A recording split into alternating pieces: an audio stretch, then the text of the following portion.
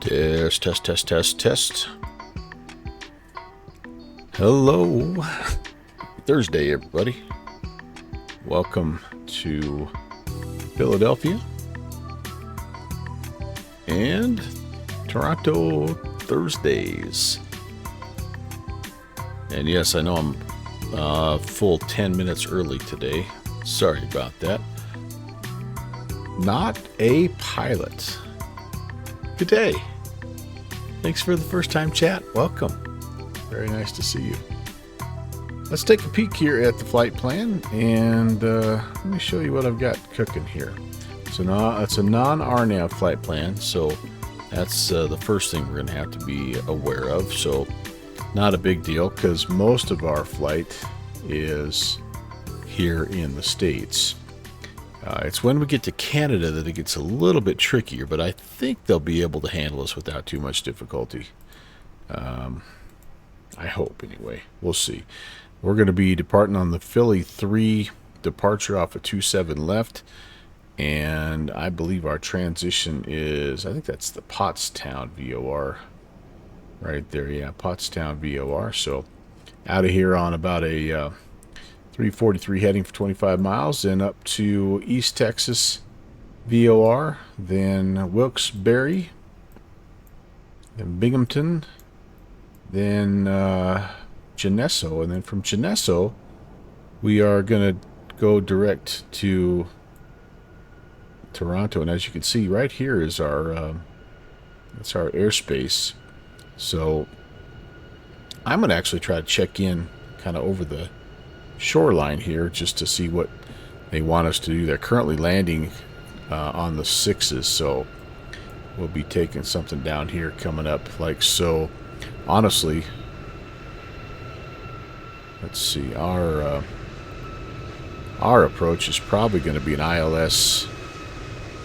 Yeah, I wonder if I can just add that in there. We've got some big heavy taxiing by here. Hey, Chris.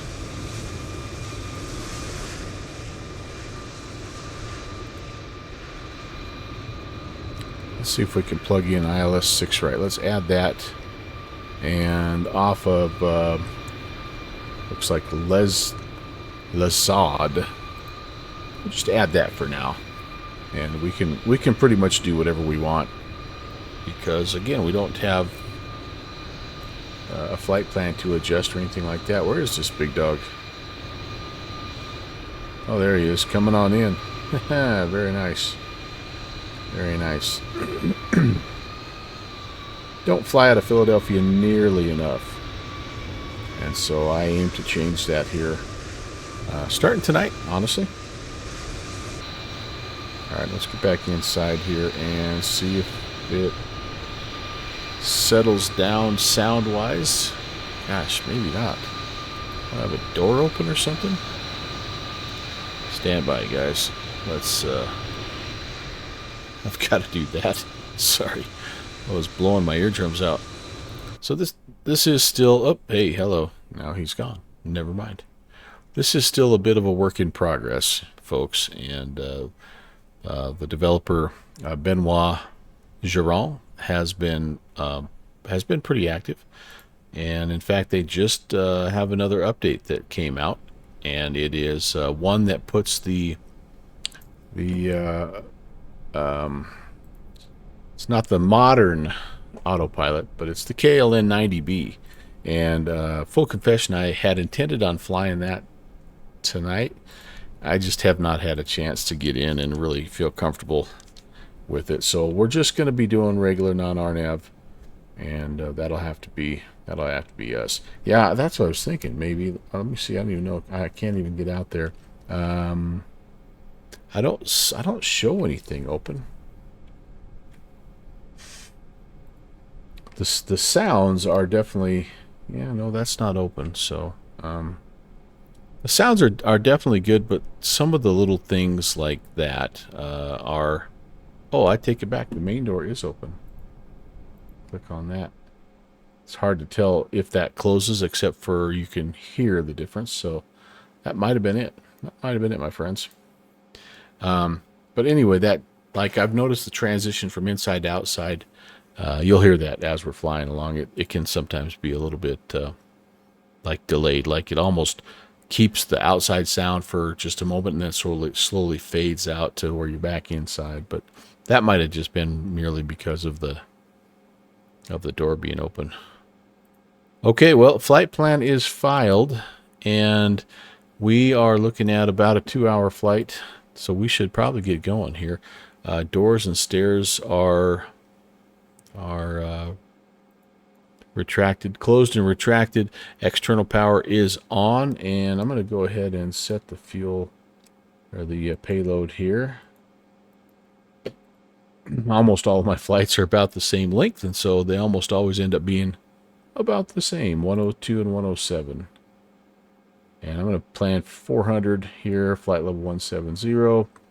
We're actually going from a high-density traffic to a high-density traffic. I don't know if that makes a huge difference, but 2573 or just a little over 5,600 pounds. So that will give us, 102, 107 and 110 now. So it did bump us up just a little bit, 107 and 110. And so let's see. I'll just take this guy over here and put him at 110. That'll be a close enough reminder that that's where we're out of here at. I'm also going to see if there's any dart trim that we need to set. Our field elevation here in Philly is not too dang much, if I remember right.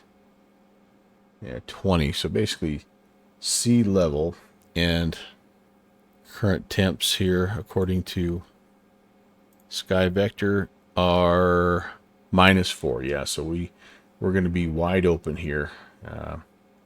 No dart trim at all, so we'll just go full 10 and 10 on that.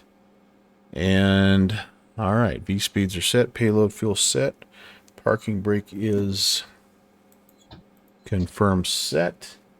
Gear is down. I had it up. I exited out of my flight last night before landing, so it was it's always good to have that on the checklist.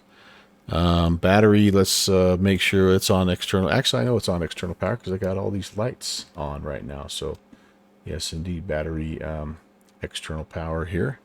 And let's get the nav lights on. I do have the time set 12 hours ahead or back. It's 7:30 in the, 8 in the morning now, kind of local time. And so we'll have a daytime flight. I've been doing a lot of nighttime flights lately, and as much as I love them, I know they don't always stream the best. So, all right, that's good. Yeah, we're ready here actually, I think what we'll do first is let's set the radios, and then we'll start up and push back and be on our way. So Philadelphia is 18.5. Oh, it's not going to let me until can I get a radio master? Can I work this off of, oh yes. I didn't know if I could work it off of just external power or not. And obviously no worry about losing the flight plan on the FMC, because that's not who we are today. And all right, so then again, let's do a quick little, actually we can do a taxi brief and a departure brief at the same time. So Philly, on the ground here, we are looking for, yep, first VOR.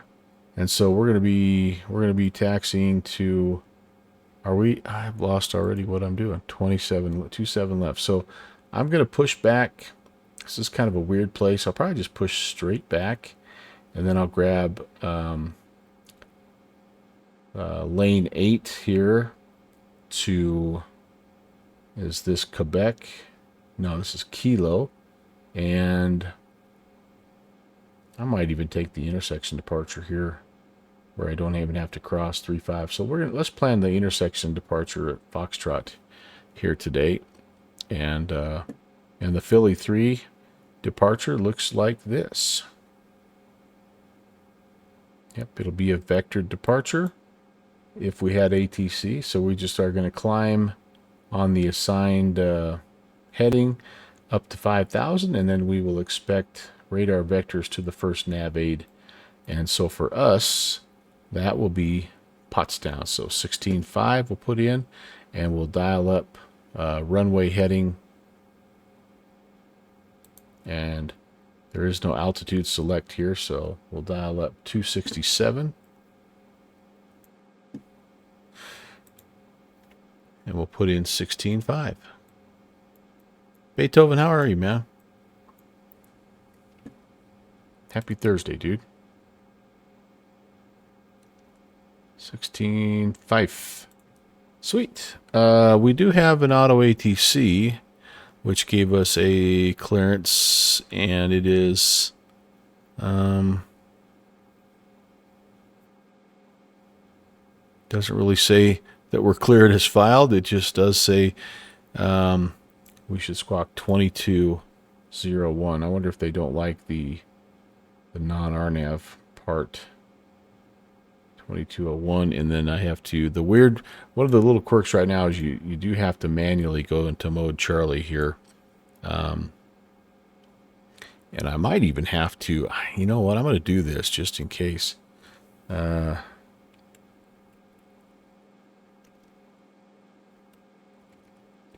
I'm going to manually set my transponder here as well. Whoops, yeah, there we go, 2201. I don't remember, it seems like maybe that was also still an issue, this part of the radio, but yeah, it won't be long. They'll get it all squared away. What did we say? We said 3004. Might as well get all this started before we waste fuel. And the runway heading was 267. It's hard, a little hard for me to see. Right there is the heading bug. I kind of have a hard time seeing that until we spin it around. I did notice today when I fired up that there was an update, this little small update. I have no idea really what it did, but it did bump a couple of my settings up again, so I'm going to leave them. It put a few things at high that I don't know that I necessarily can run on high, but man, dang. Well, happy heavenly birthday to four-legged Beethoven. You put some flowers on his grave. That's nice. Well, shoot. Those are always tough. Always tough. Okay. So, course heading, again, is approximately 337. You know, by the time we kind of get out of Dodge, it might be a little bit more northbound than that, but we'll spin it over here to 337. And hopefully we'll be able to pick that up. Okay. I think we're ready for engine start and push. Unfortunately, this is an airplane that you have to get the engines going. It doesn't have an APU, so I never can remember. It looks like to me like, oh well, I don't know. You'd want to start number one.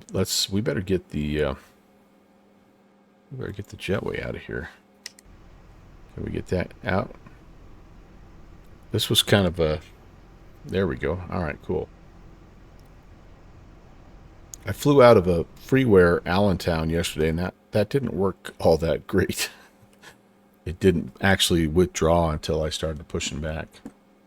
So, but what I'm going to try to do is I'm going to try to get number one started, then disconnect the ground, and then push back, and then start number two. We'll see if that'll work here. So we're going to go ahead and go to port engine. We're going to put the blowout switch to on.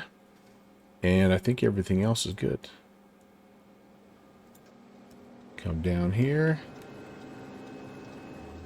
We're looking for light out. And we'll put the HPC valve to full forward. And we'll hope for no smoke, no fire.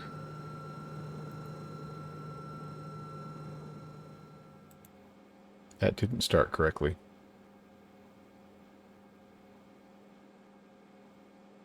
Or if it did, the sounds went out. I do have RPMs.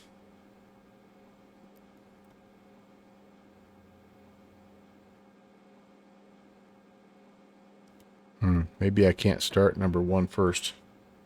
I've never tried to start number 1 first. Oh, we're rolling. I just lost sound. Okay, interesting. Oh, there it comes. Yeah. That's a little bit of a glitch, I think. Let's let it stabilize. We'll get generators going. We'll disconnect the ground.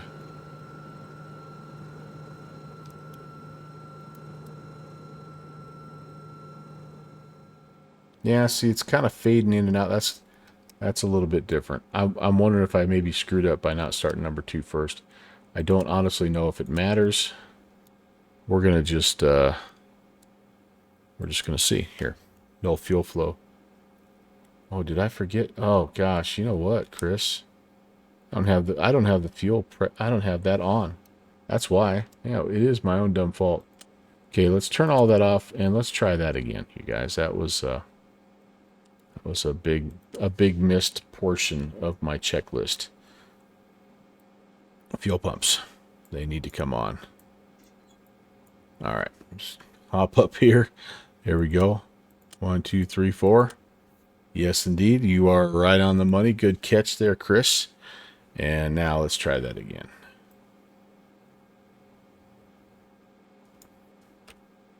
I was so busy watching RPMs that I didn't...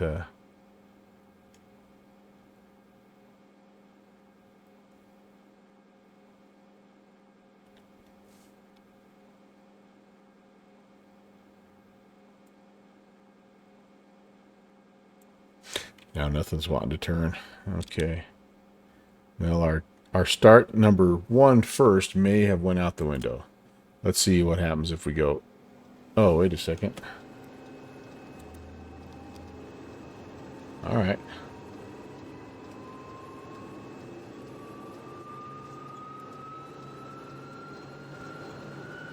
Well, number 2 is coming to life like normal, so perhaps that's the sequence that you have to start. It could very well be.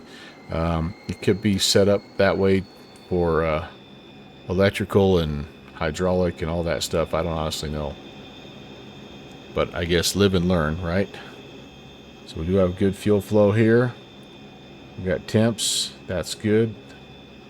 My oil pressures always are really low, and I don't know, again, if that's a glitch or what, because my oil temps are good. So, all right, well, you know what?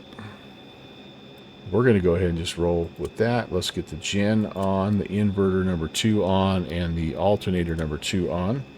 And then, whoops, we're going to go to aircraft for the battery, and that should have removed my auxiliary power unit, and it has. Maybe I can turn and push the tail to the right. Let's give that a try. All right, parking brake is coming off, and I am about to move. So let's get some. Do I have beacon lights here? I think I have anti-collision light. Oh, I've got my nav lights on. I will put the anti-calls on here, and I probably should have had the passenger signs on. Yeah, nothing else up here quite yet. All right, let's get to the pushing. And as we do that, now let's try to get the number 1 going. Unless I've broken it. Oh, got a little bit of rotation.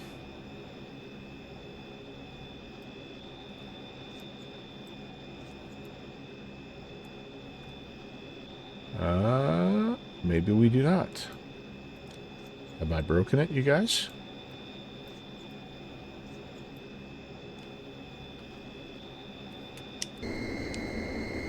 This is getting interesting. Interesting. Perhaps they've modeled a few failures that I don't know about. Like if you incorrectly start the engines, like they don't like you. That's probably close enough right there. Let's stop. Get my brakes set, and we're going to see about starting this engine start. Okay, let's go back up to the top here. The fuel boosters are on. Blowout is in the start position. It is. We are on the port engine. And do I have my my dart trim? Did it still stay? Yep, it's full decrease, so that's fine. All right, let's I don't know, guys.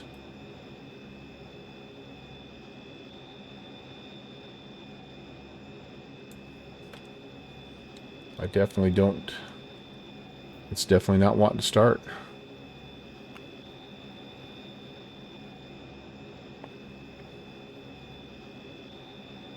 I'm not getting any kind of N1 here.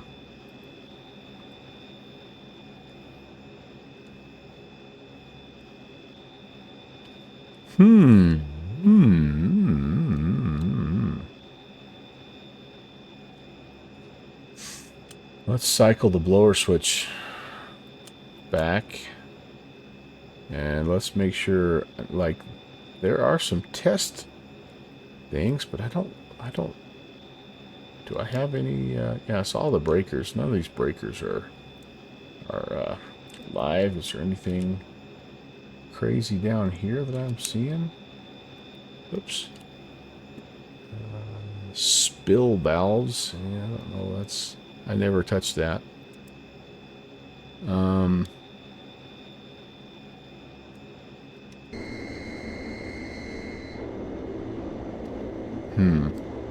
There's nothing smoking or anything like that, so no visible damage. Well, let's just see. Starter relay fail, maybe? I mean, I don't know.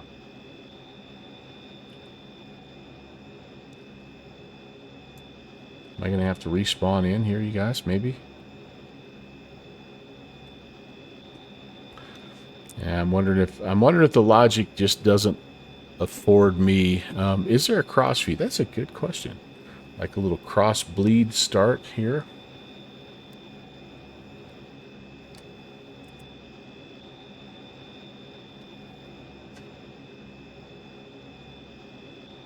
Power supply.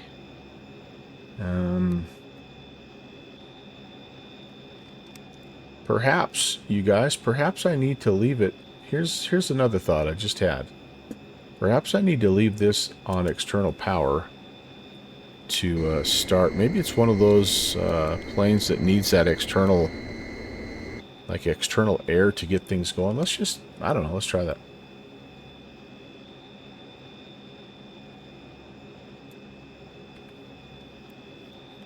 No, I think maybe I borked it when I tried to start number 1, and I tried to start it incorrectly. So here's what I'm going to do. I hate to do this, but I think the best course of action is for us to just go back here and just spawn back in and try it again here. We've got everything we need, essentially. We can just jump right back in, but that's going to be interesting. I'm going to have to look at that, see. I mean, that's kind of cool if there's a failure that gets grouchy with you if you incorrectly start. So let's move over to, like, where was I? I think I was, let's move over one gate just in case here, and we'll fire back up. Yeah, I mean, I didn't think it'd be a problem, but I've always started 2, then 1. And I've always started both of them at the gate. I've never disconnected power before I've tried to start the other one, too. So should have really tested that out ahead of time. All right, how are you enjoying the stream so far? Oh boy! At the rate we're going, we're going to be Toronto's going to be logging off before we even get airborne. Okay, we'll try this again. Gonna change my time. Local time, it's 8:17 p.m. We're gonna make it 8:17 a.m. Oh, I got a little snow starting here as well. Interesting. All right, back to the top, friends and family here. We do have to put in the distance here. We said 400. We said 170. We were saying that. I don't know why that matters, but we're there. Just double check, make sure that my B speeds are still, yep, 110. Okay, that's fine. Let's come over here. I don't think it has anything to do with external power being on, because I've done a battery start with this thing before. Okay, well, I guess we'll mess with that later on. Okay, here we go. That's on. Yeah, we'll put that away. Everything else probably is still there, right? 18.5, 16.5. Yeah, the only thing that's not there is our squawk code, which was 2201. 2201. I do have to reconnect here to vPilot. And let's go mode C, and let's go XPDR 2201 just in case. All right, awesome. And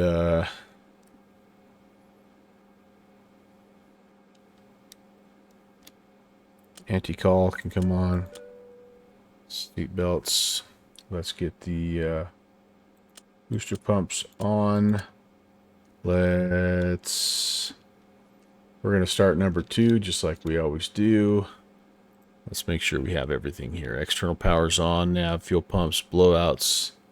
Blowout switch needs to go to on. Engine selector, we're going to start with the starboard. And here we go. There's the light we should have, which is always a good thing. 10, there's a light out. Oh, you know what I don't have? I don't have the dart trim set, but looks like we're going to be okay. It's going to catch. Parking brake is set, thankfully.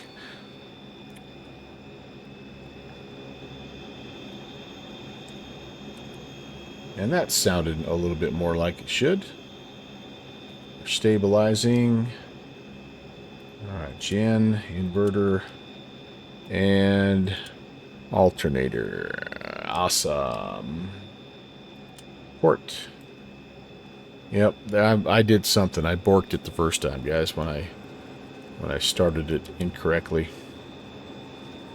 Thankfully, the maintenance guys were able to run out and add some Quaker State or whatever.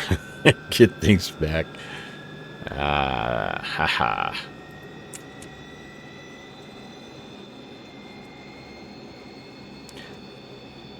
Again, keep your eyes on the oil pressures. I mean, I don't have a light on saying they're too low. The temps are always good. Let's check them in flight. Maybe they warm up in flight a little bit. It wouldn't surprise me. It is pretty cold here, so. Gen, inverter, alternator, cool. We're good there. We can go to, we can close that, guard it, and go to aircraft power. That should get rid of my external. It does. And I think we're ready to roll. Actually, let me do this. Let me make sure that we've got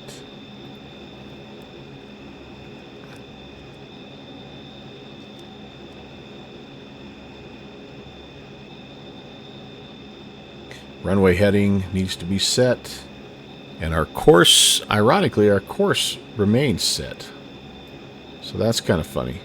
337 remains. So some of this stuff is in a state saving, and some of it isn't. But all right, here we go.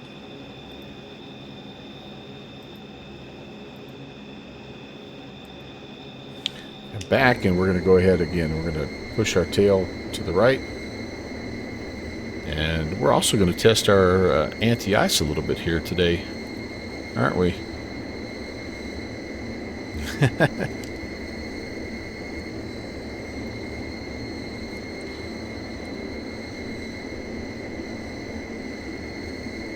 Chris, there's got to be some kind of cross-bleed start to this plane, don't you think? It's got to be something. Maybe not. Ooh, our push is going to get us pretty close to where we want to be, guys. Look at that.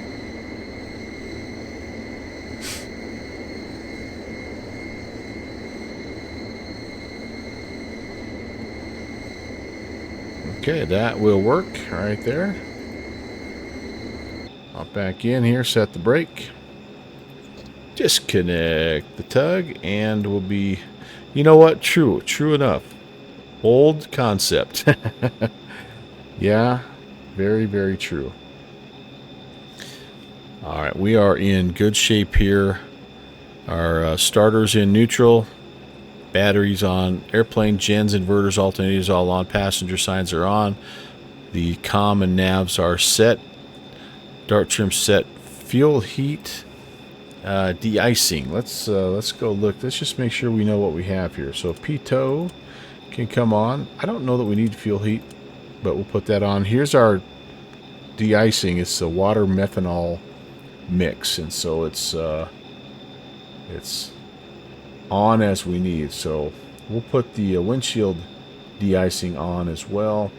And then I think this is a cycle timer for, again, for the I believe for the, well, I don't know, honestly. Are there boots on this thing as well? Potentially? I say let's not find out. Have I already received the VOR? Not yet. But let me do this. Let me put 16.5 over here. Let's see if we are receiving the DME or not. No, we're not. So we may need to actually come off of... you know what? We'll dead reckon it on a 337 or so heading until we pick it up. It'll be fine. We would just get a vector anyway, so... Alright. Controls are working. We're going to set 11.5 for the flaps. And I'm just going to keep it centered for the trim. Again, we're looking for 110. 107 V1 110 on rotation.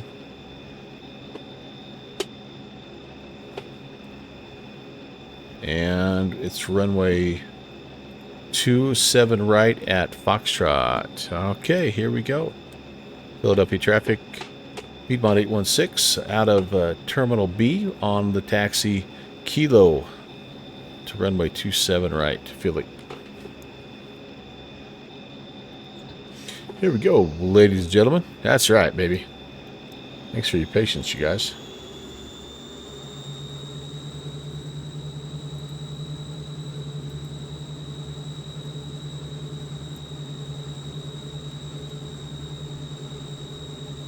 We're going to hang a left onto Kilo down to Foxtrot. Clear to the left and to the right. Let's check beta.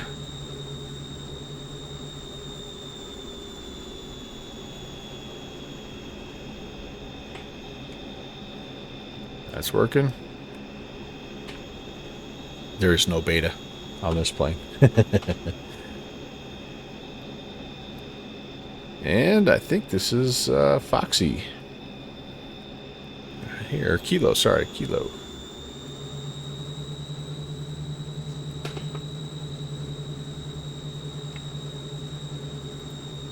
Hopefully I'm transmitting. I tell you what, there's not a lot of ATC right here.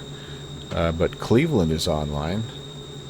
Are we going to Are we going to nick into their airspace, or are we going pretty much into New York? I think we're going kind of staying in New York.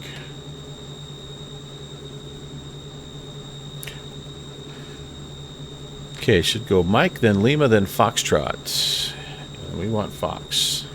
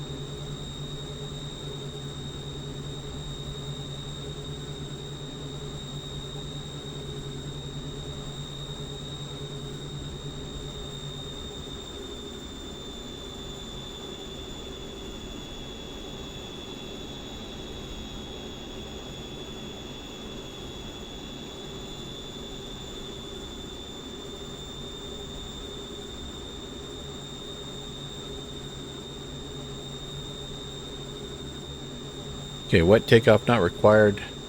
We're going to throw the landing lights on here, and we're going to go intersection Foxtrot on the departure. Actually, we'll take Echo. We'll go one more taxiway down here, and that'll give us a little bit of extra room.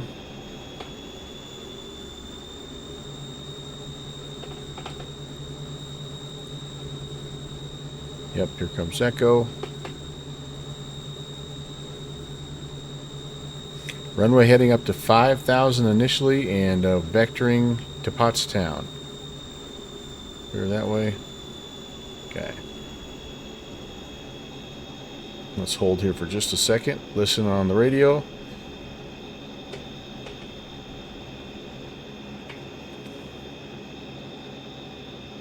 Anti-collision. Excuse me. Landing lights. Oh, I didn't have taxi lights on. That's not good. And we are going to be setting our power to 1500.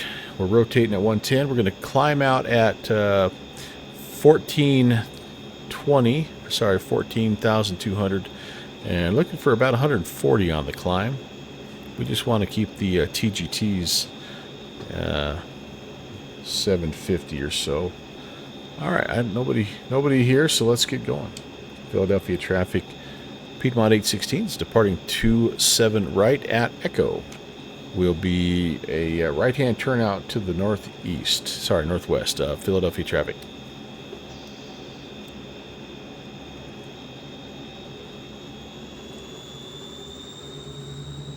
Runway is clear. Final's clear. Nobody on the radio.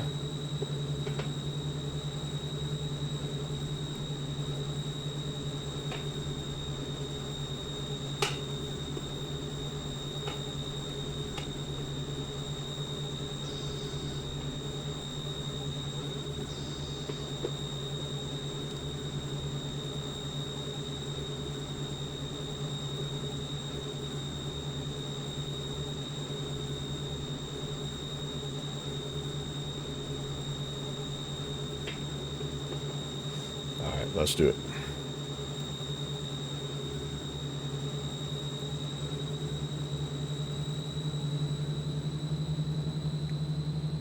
Engines are responding nicely, symmetrically. All right. Takeoff power set.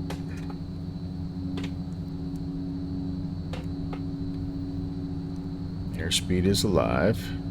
Little crosswind here, correcting. Left rudder.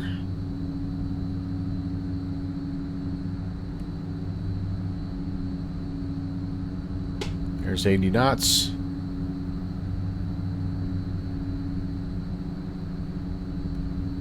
$90. B1, and it rotates.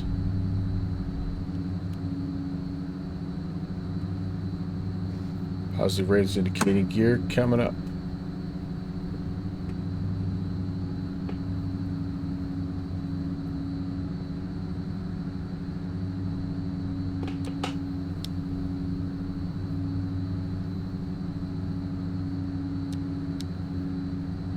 being checked. Flaps up.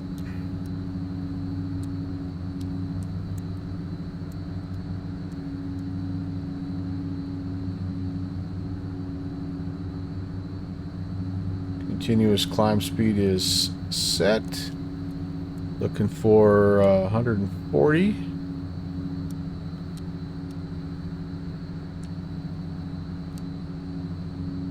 Right about there, I think, is looking good. Beep, beep, beep. Let's arm the head.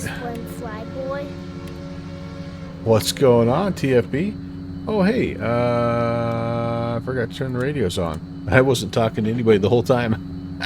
Gee, Monique Charismas. I'm so bad, Texas One Flyboy. I am such an absolute moron.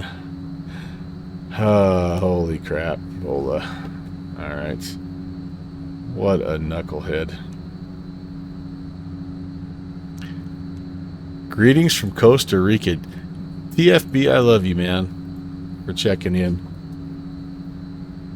But,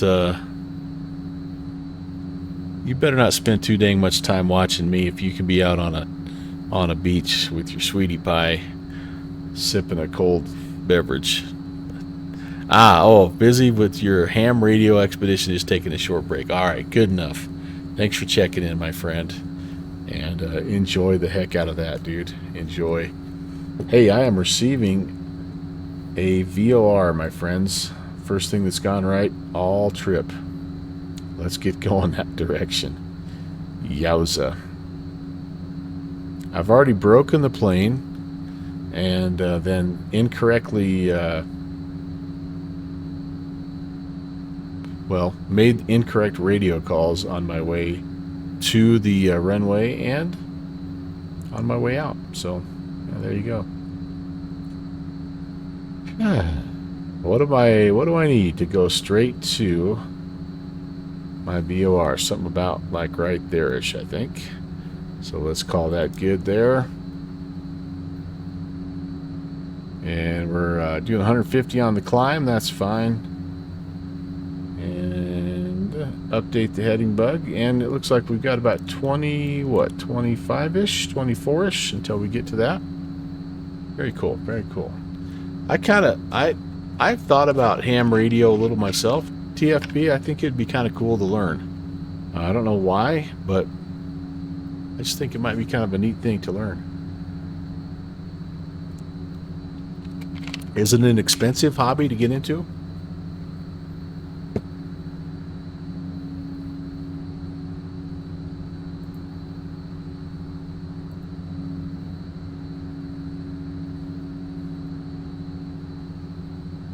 Iowa Scotsman. Hello. Hello, Minette. All right, there is 5,000. We're on our way up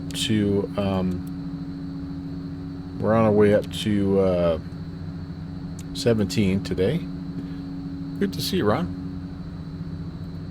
Happiest of Thursdays, my friend.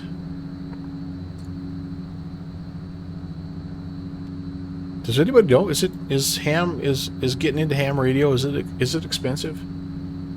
Just the knobs and dials and like that just appeals to me.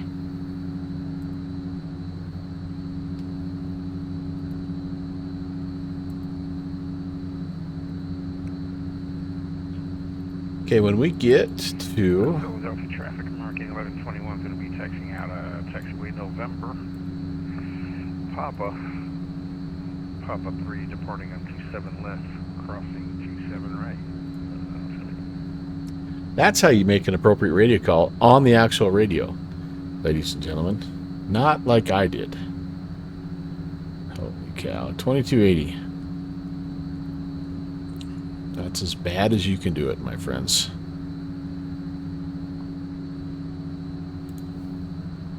Alright, when we get to Pottstown, we're out of here. We're out of there on a 354 heading. I think I'll preload my we're pretty close to that as it is. Kind of preload my heading bug, and let's see how we're doing out here, guys.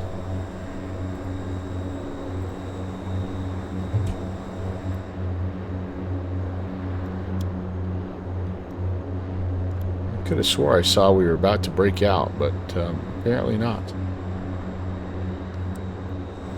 I don't see any ice, though, on the wings, so that's a good thing. Oh, there. We were going to break out, kind of, sort of. We'll get there.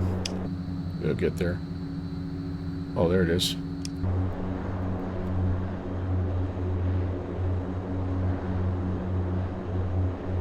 For a moment.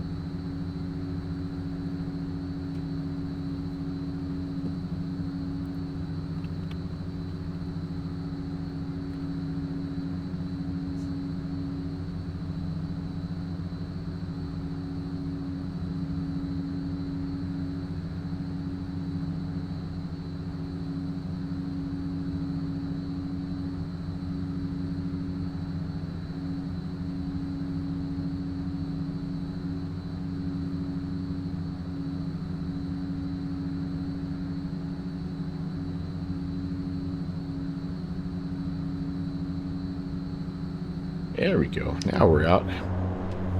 Better get a snapshot of this for my wallpaper.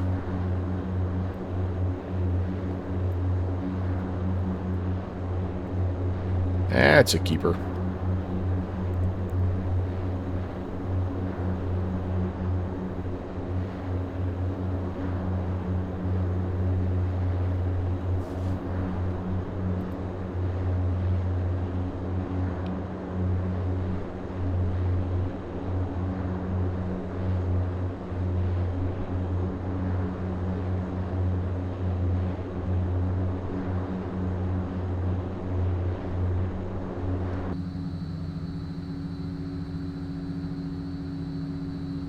Well, away we go. All right. We're going to keep the HP levers. Actually, the HP levers need to come back to open here for the continuous climb. I wish there was a little bit of a detent there. I kind of feel weird about that. And then we want prop sync to come on as well. We're almost to 10,000, so landing lights and taxis can come off. And that's about it. We don't even have to go to standard altimeter because we're only going to 17,000. But like our speed, we're climbing at almost 1,000 feet per minute. I like that too. That's great. 13 miles till we make our first turn. Making good progress.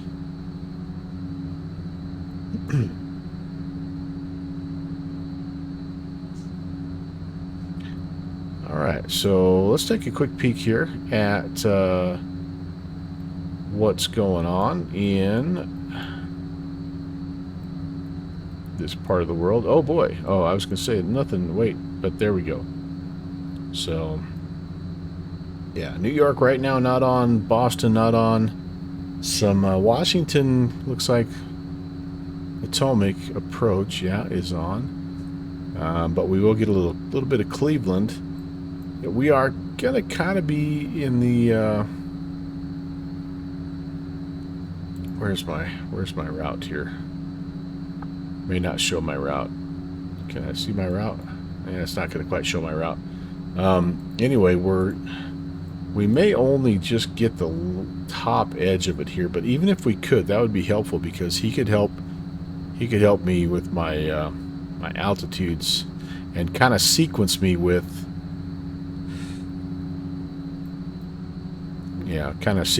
sequence me with Toronto here. They're still landing to the northeast on runway 6, so that's good.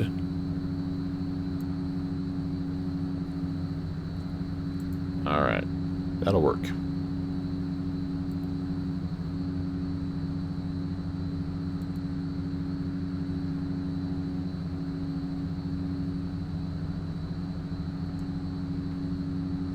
I'm going to pop over here and see. I don't know that I can monitor anything. Let's see if we can here. Cleveland. I don't even know, though, if I'm picking them up yet. Let's go to Cleveland on 119.85, and let's see if This, how do I monitor you? Oh, it's the other way around. It's this guy. Yeah, hey, look at us. So we're monitoring 1985 and talking on Unicop. I don't know if that was working the last time I was in this plane, so that's pretty cool. Okay, we're coming up on it here. It's not a dramatic turn, so I'm going to... 228, ready for taxi. Speedbird 228, thanks. City's formation, Sierra's current altimeter 3011. Ah, so runway that's... 28, taxi via, where are you? Alpha, Alpha, Bravo, Charlie, Uniform 1. Okay, so that is Toronto, no, Cleveland Center. That's good, that's good. Anyway, I'm going to pretty much let this plane fly right over the VOR into the cone of confusion before I make my turn out, since it's pretty much a straight shot. And, yeah, then we'll be nothing left to do but, oh, excuse me. Just get leveled off and get our cruise speed. This thing's not fast, as you as you can see, climbing out at 150 knots. And top speed is only somewhere around 200 on a good day. So, in fact, I think that we're flying into a headwind. Means we won't be making even that much progress, but I'm settled in for 2 hours. What the hey, I ain't got nothing else to do.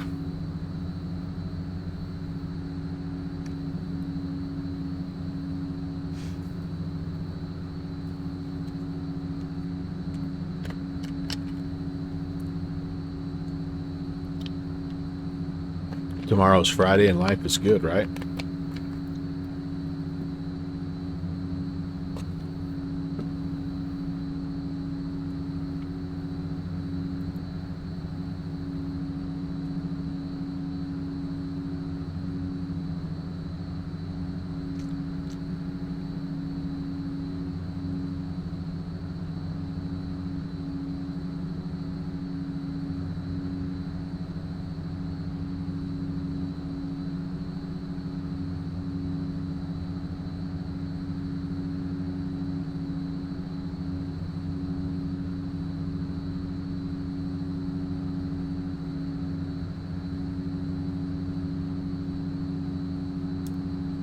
Okay, so we're over the cone now. I'm going to go ahead and hop it into heading mode.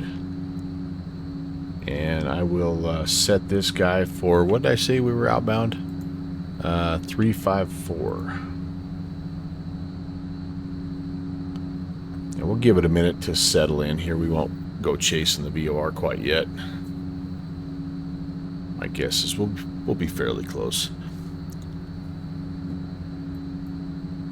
And this is another fairly short leg up to East Texas, 110.2. In fact, we might even just... Auto Womack approach, Giant 56 heading. Let's Giant see. 56, Potomac approach. Welcome aboard, your radar contact. Oh, we're already picking up. We're only 20 miles we are out. At level 23, information is here inbound Baltimore to land.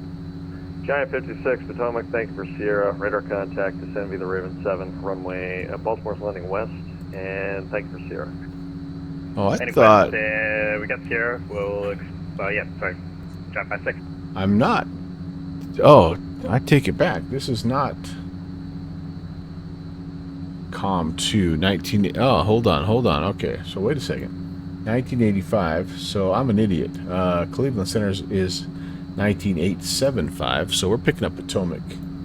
Alright, 875 be right there.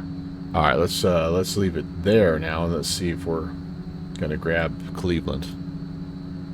But in the meantime, I think we're just gonna go direct to East Texas.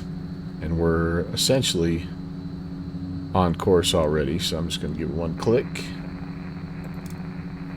And, okay, we can kind of pick up those guys. Federal 5006, if my voice will work, that radar transponder is a mandatory item for flying with air traffic control, so you really need to find that one. It's on your radio stack between the two seats in the cockpit. It should be on the right-hand side, the co-pilot side, probably about 3/4 of the way down that panel. It's going to have 4 numbers on it, and you need to switch those to the number I gave you when I gave you the clearance. How cool is this? But those 4 digits are at the top. There's 2 big knobs. That ATC is teaching that guy. That's awesome. On the far right of that little panel. That is awesome. That little transponder panel should have a 4-position or a 5-position switch. We're almost to 17. Clockwise, it should say like off.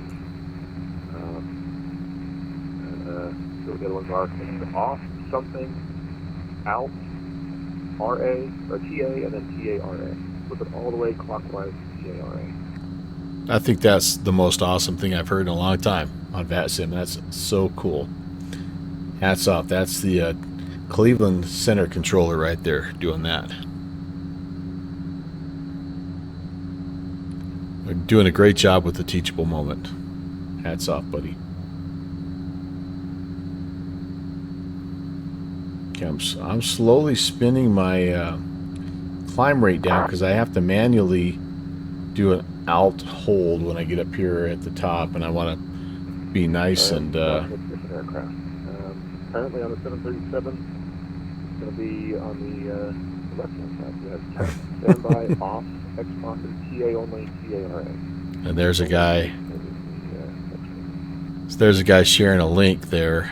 I believe in the max, it's dead in the center, just below the throttle quadrant. That's awesome. Nice job, everybody. That could be, in a few years, that could be my grandson trying to learn the 737. And it's so nice that people are taking care of things. That's awesome.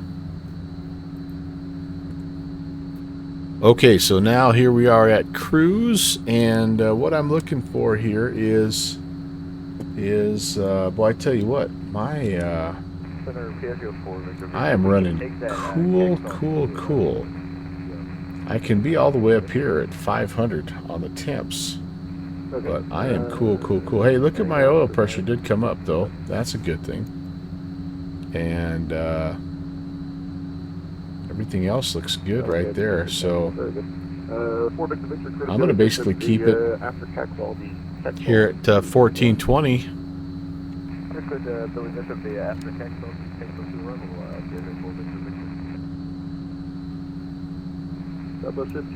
And that's the right switch. We can reduce these. Can't go too far because if you go down to shut off, it does kind of what you think. But yeah, those HPC levers can come back to a little below open there to 2020 mode. Again, I don't like that. I'm not sure that's quite, I don't know.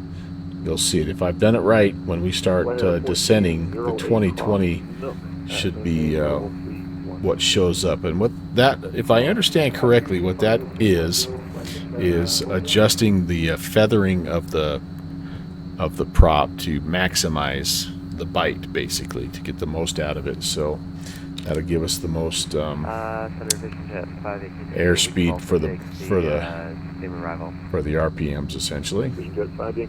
And I am running just super cool. So I don't know if that's good or bad, but that's where we're at.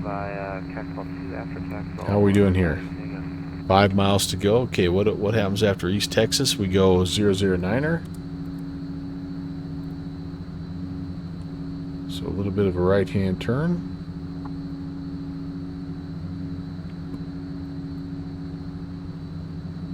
Center 5, do you know what runway they're landing at Philly station?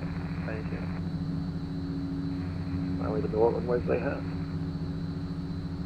Alright, no worries, we'll figure it out.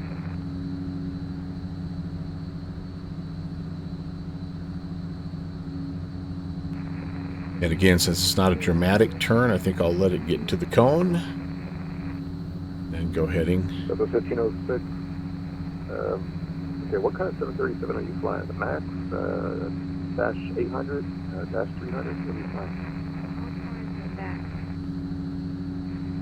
Okay. Anybody got experience with that one? This is the I-Fly, Max? By the area where you found the mode Charlie, Should be a set of, or a numpad with 7 digits on it.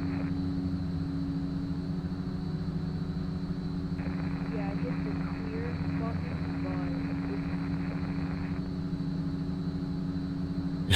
Scale set the numbers in, you don't have to clear anything. Are you flying the VATSIM 2024 737? Oh, that might be a part of the problem there. I don't know. Yeah, that one I've had the same issue you're having right now. You have to set up some sort of keybind to where it scrolls the digits up and down on your keyboard. Alright guys, my frequency for a second, stand by. So 234 Victor, descend at pilot discretion, maintain 1,000, the Buffalo area, altimeter 30110. Boozy, I'm doing great, man. Happy Thursday. How are you, brother? It was a little shaky getting out of Philly, not gonna lie. That was a complete pilot issue. We're flying the Friendship, the F27 here. Freeware F27, baby. How you like that? How you like them apples? I stepped on somebody calling in, but what? JetBlue 432, 60 miles southeast of Buffalo. Just got off a 12er. Doggone it, buddy. JetBlue 432, Cleveland Center, descent upon. Thanks for what you do, by the way, Boozy. You do a tough job. It's important, though. 3016 at PD down to Bomber Town, JetBlue 432. So, Alright, Southwest 1506, I have a cheat code for you. What you're going to do... stand by, sir. Are you using G Pilot? Next step, G Pilot. Alright, so in the G Pilot window, as if you were sending me a message... Here's a couple of links radio where I just sent over here. if you want to look into it a little bit more. Dot, period, dot, X, extra, dot, X, space. There's the base file, and then there's a nice texture mod for it. And they just updated it so that it will actually run the KLN90B. It looks a little funky. It's like mounted up here. It looks kind of odd. I kind of like the old school, you know, VOR and, you know, navigation, because as you can see, I do it so well. But yeah, we've been following it for a while. It's pretty new still.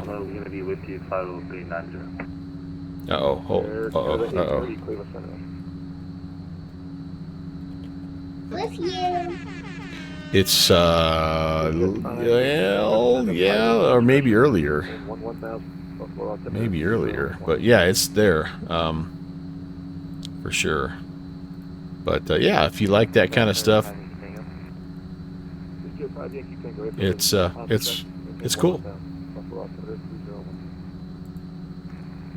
I really like it, and it's free 99, so you can't beat that. And it's good to practice my VOR navigation from time to time. Diageo 4 Victor contact Toronto approach 132.8. All right, this leg here, by the way, is a bit longer. A bit longer. All right, Southwest 1506. Everything looks good on my side. What is it here? Ready for departure. 41 plus 14, so 55 miles. Yeah, $3, 3 cents. Here's the problem, though, Boozy. It has made me want that Just Flight F28 really, really bad, and that's not free 99. But this is cool.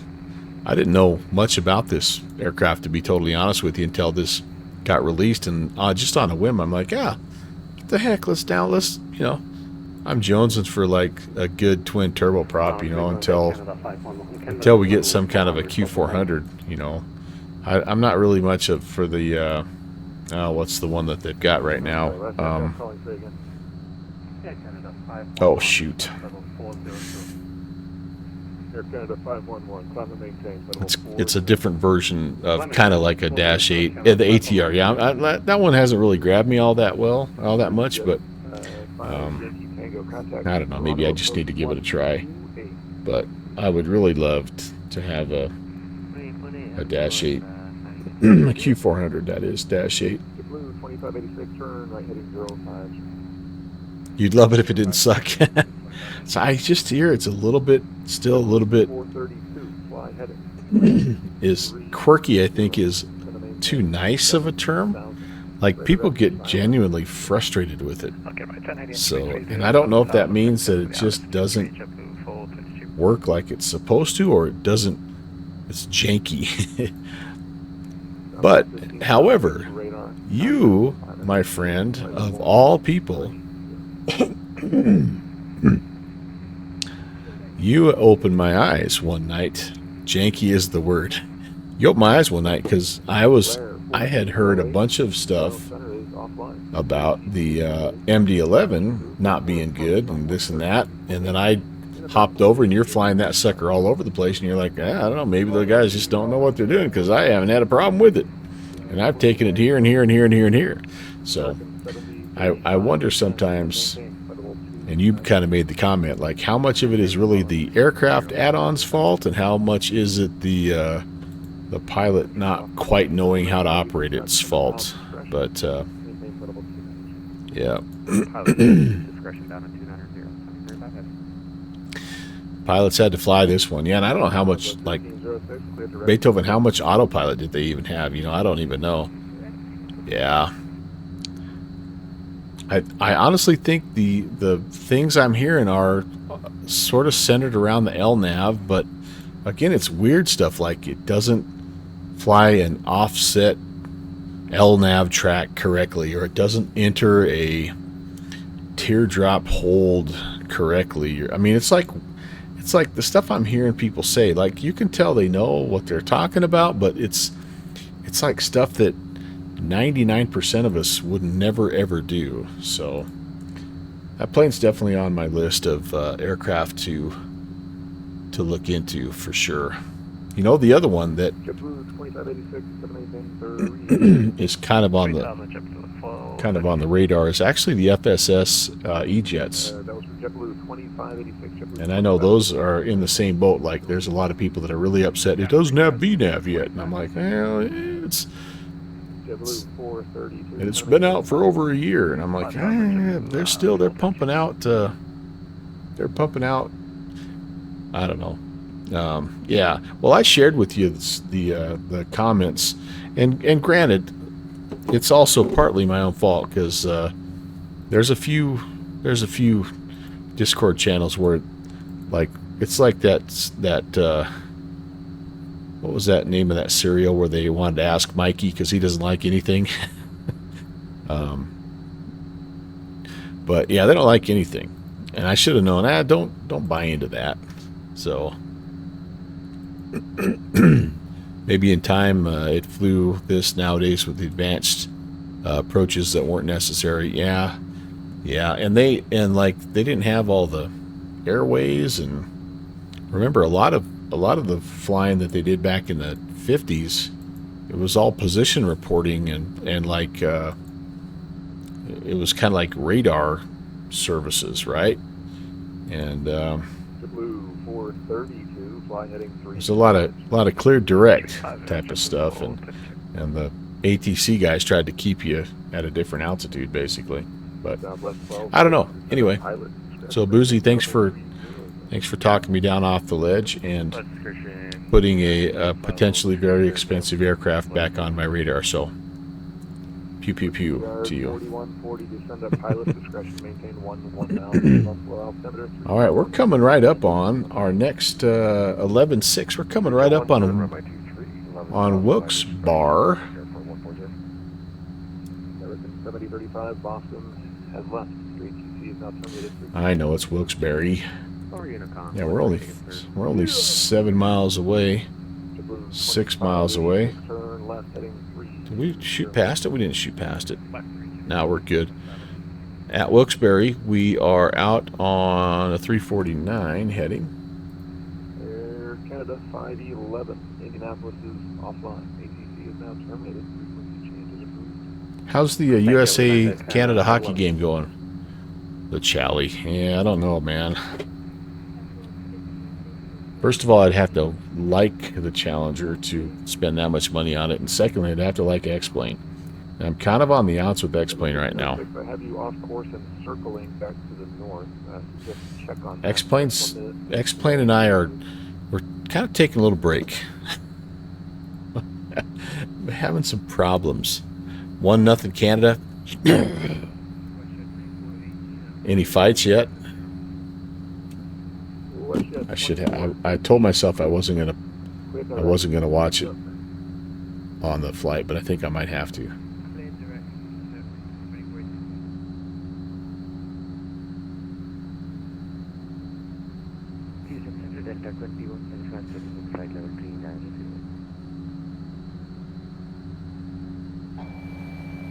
Choose me. Hi, Kevin. Second. What's going on, man? All right, I'm tuning in the. It's 1-1. This is probably a dumb thing to do to try to watch hockey at the same time that I'm trying to fly. Okay, I can't do that. Can't do that. Oh, just say it hi quickly. Oh, all right. Well, hello to your sweet daughter and fiance, and enjoy your evening. Time to go into heading mode.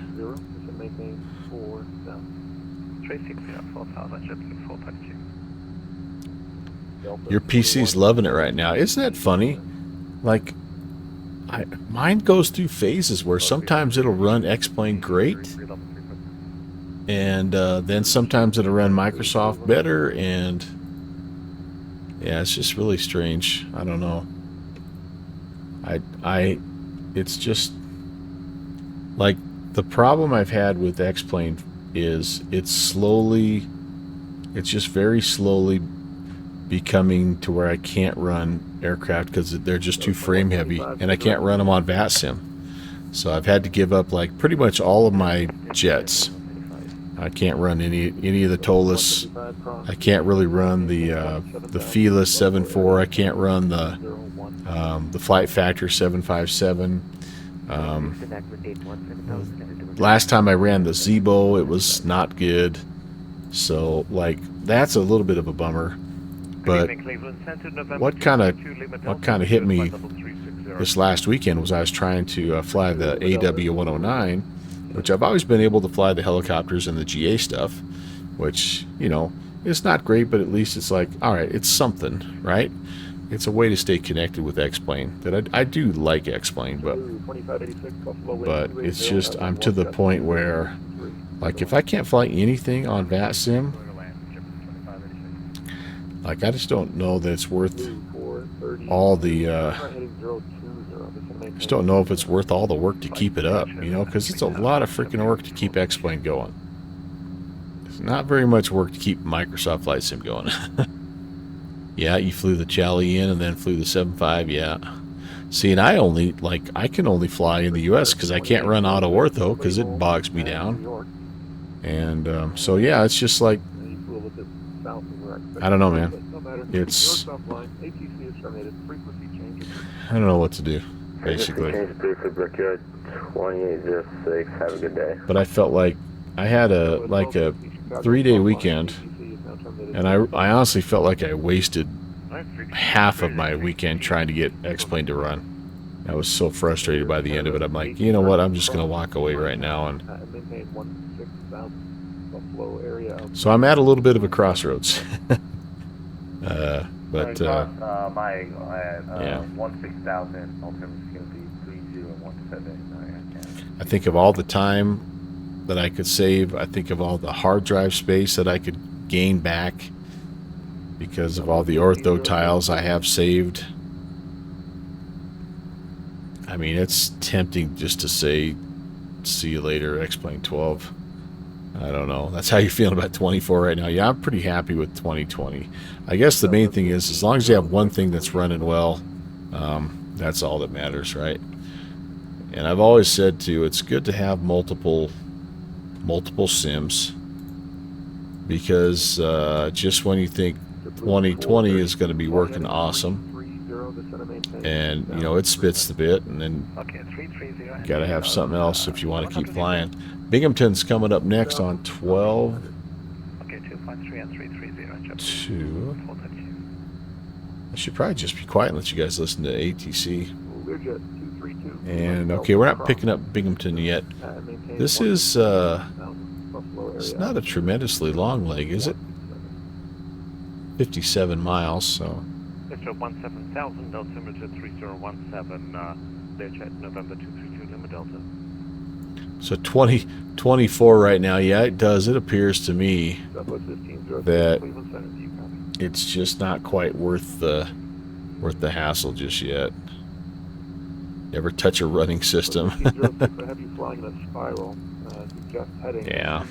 The thing that that does excite me about 24 is it looks like the performance has improved, and the world. I mean, like the world looks that much better, and yet they've increased the performance. So, which is good because my machine is, it's not old, but it's not new anymore either. And so, I'll take every extra frame I can get at this point in time.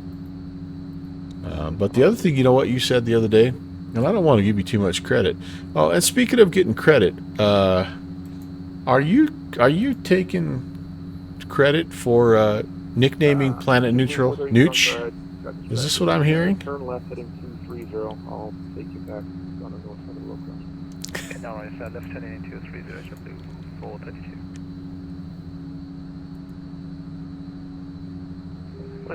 Delta 1031, level 330. Because I accidentally called him. He came into. Oh, he claims someone said it before you. Okay, I accidentally called him that when he came in one time. Maybe I just was hearing or remembering you saying it. But I was trying to do 5 things, and I think I said something like, "Hey, please welcome Planet Nooch to the stream," and I'm like, "Oh, that was stupid." So when I went in the other day, I just said, I'm just gonna give you that nickname from here on out, Nooch. And he's like, yeah, that's what Boozy calls me. I'm like, oh, okay, figures. He always has all the good nicknames. But the point you made the other day too was, I do too. It helps me remember like who they are, and I don't know. But I do that with my students too. That's kind of where I got it from. But the point you made the other day was that developers are not really they don't really have a big incentive to try to optimize their games at this point. I think they're relying on hardware, the advances in hardware, to sort of catch up to them, to their coding, as opposed to vice versa, optimizing things. And I believe you're 100% right. I really do. I believe you're 100% right. Via direct hot rod, and then the hot rod to arrival. The Detroit Metro altimeter 3034 descend via the hot rod to arrival. All right, clear to Detroit, direct hot rod, and descend on the hot rod to arrival, Delta 1031. Yep, no, I agree, Boozy. And it's not just gaming.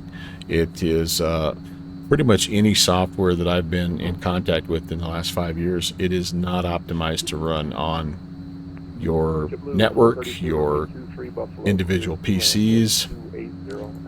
Chris, I'll tell you what I think is happening with Conti. You're looking at a guy that's burned out. I'm really worried. I'm worried he might be sticking a fork in it. I really am. I'm worried about him. 1031, clear direct hot rod. Yeah, I hope he is. I hope he is. I hope he knows he can dial it back too. I mean, I hope he knows that, like, we just like hanging out with him. Like, we don't expect 8 hours of entertainment 5 days a week, man. That's crazy stuff. That's not sustainable. But he's got a lot of the telltale signs of burnout. So I'm really glad he took a break, and I hope he's doing good. I worry about that young fella. maintain 14,000. He's a hard-working, Akron, very Kansas, talented area guy, altimeter but 3022. it's not worth your health.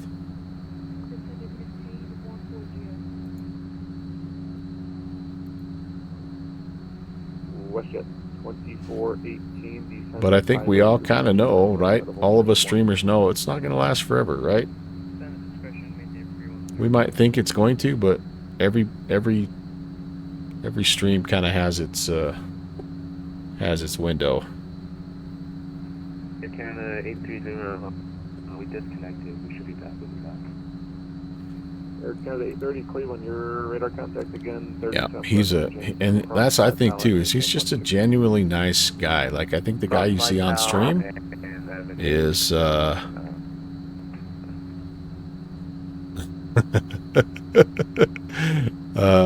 Boozy, I agree with you. I can't let that one come through, unfortunately, but I do agree with you. So I do agree. Boozy's basically saying 2024 has brought a lot of folks to their knees, and it's hard when you are a streamer and you're trying to plan things, and then your stream doesn't work. Like I think about how frustrated I am with my little itty bitty X-plane problems, and I'm not doing a 10% of what he's trying to do. So yeah. Hey, thank you, Boozy. Church it up, man. Remember, my grandkids are going to be watching the playback on this down the road, so there you go. No, he's not. Like, you saw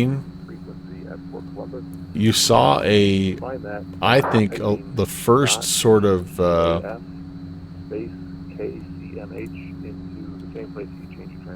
I'm going to do this.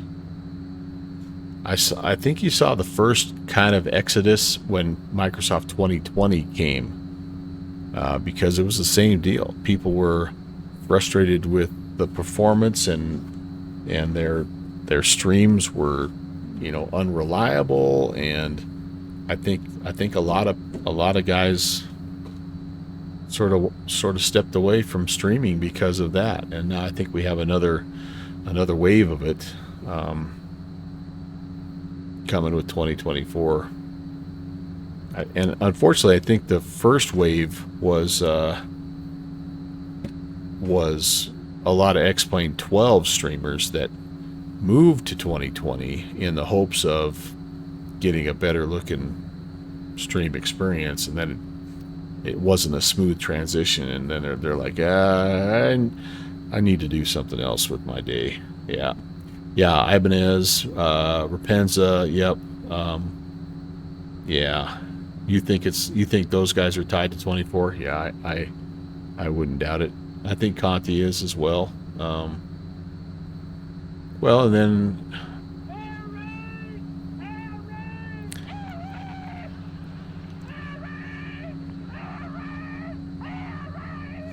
Spy. What's up, Dave? Welcome, Raiders. We're just bemoaning the current state of flight sim woes.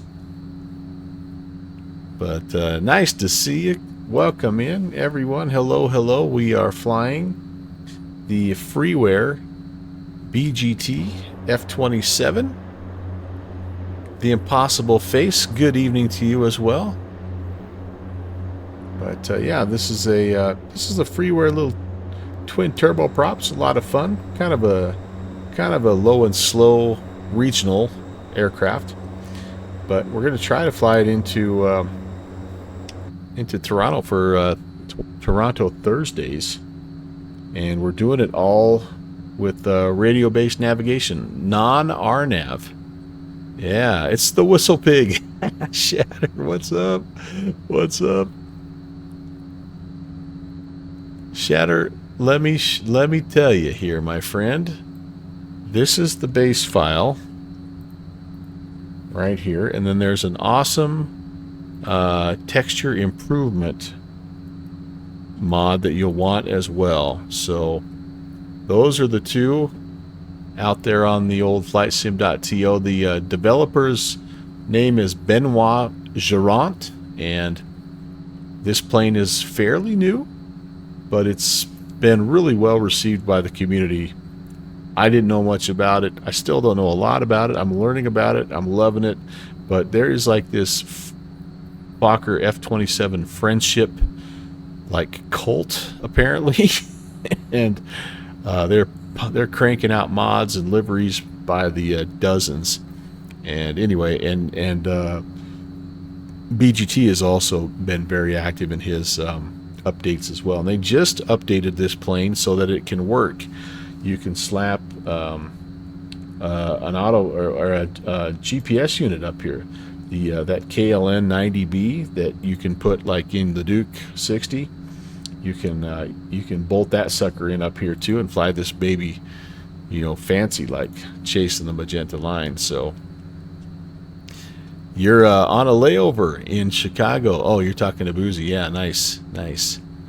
Shout out to the spy, man. Yes, indeed. Well, I tell you what, man, it's a fun plane. And it's like there are few and far.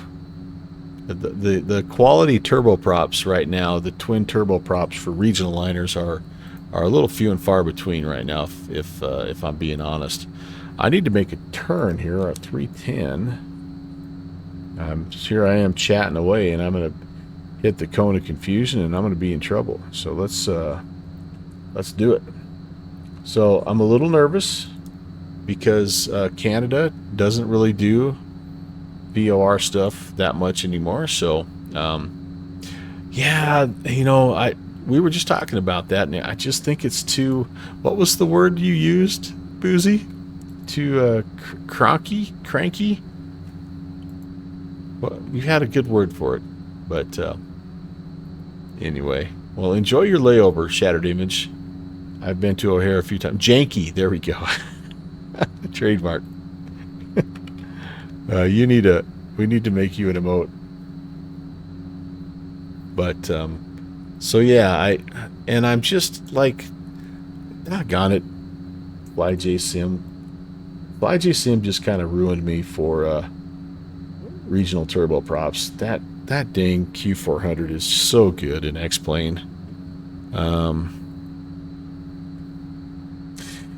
Okay, we're heading, and I need to update my so we're outbound on the 12-2 here. So gosh, what was I doing?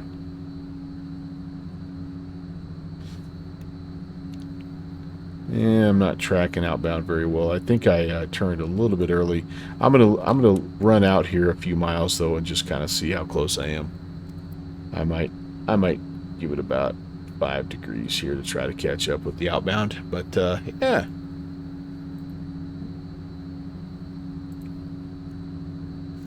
You did do an Argony flight from Edinburgh to Guernsey the other week, and it was good for your first VATSIM flight. It was a great for your first VATSIM flight bar by the time you got lost and end up on taxiway Mike. Hey, the taxi is like one of the hardest parts of the entire flight for me, I'll be honest with you. Check the frequency, where are we going? Yeah. So I am trying to come off of Birmingham on 12.2. I'm trying to track the outbound 12.2 right now. So that's how I've got the DME set to. And so we're getting there. We're about 10 miles out, and we're apparently not even close to where we're supposed to be. So that's all right. We got another one coming up here. It is, what do we have coming up here? What is this one that we have coming up? So here's us right now, guys. I think we missed the turn. I think we're up here somewhere. Either that or we turned too soon. But the next place we're going to here is Genesso 18.2 or 108.20. Sorry, 108.20. So let's do this. Let's go 108.20. Let's see if we're even picking up that distance yet. Now, see, we're a long ways away. Ah, here we come. Here we come. Just you know how it is when you're flying radials, man. Just got patient. Just point it. Just get it going in the general direction. Eventually, that That beam will come in. 10 miles out, nowhere close to where you're supposed to be. The story of your life. Dave, I hope you're doing well, buddy. Thank you again, guys. Thank you again for coming in. Clearance, taxi, and vectors to final are the most fun parts of flying. Yeah. Yeah. The very best invention in the entire world, as far as I'm concerned, is moving maps, right? Like how much did that clean up the whole taxi issue? And especially, you know, like we're talking about, if it's at night, man, it's hard to figure out where the heck you're at. Yeah, anyway. Are you doing the Frankfurt Real Ops on Saturday there, Spy?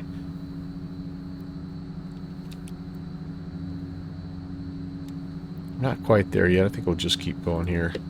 I am going to try to do a little two-hopper myself. I'm going to try to go from London City into Frankfurt, and then Frankfurt to Munich, actually, of all places, in the BAE 146. And I found kind of a cool...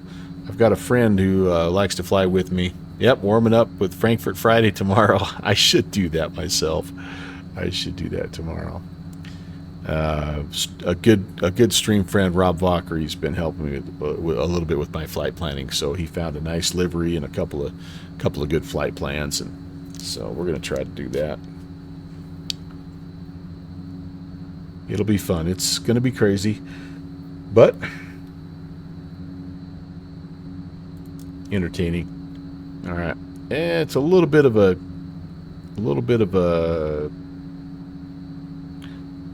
slide to the right to catch that outbound, but we're going to stay on that. And again, I think we've got,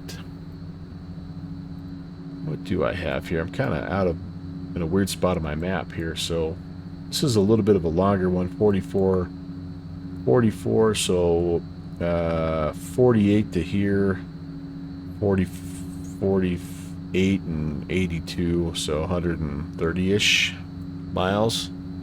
I'm not very good at math, so it's going to be a minute, I guess, is what I'm saying, before we pick up the inbound. And then we might look here, because it might be time for us to talk. Are we gonna... Yeah, we're gonna get... Oh, maybe I can check in here with... Yeah, let's see if we can check in with Center. So let me go back to 112.2 so I can actually make a decent...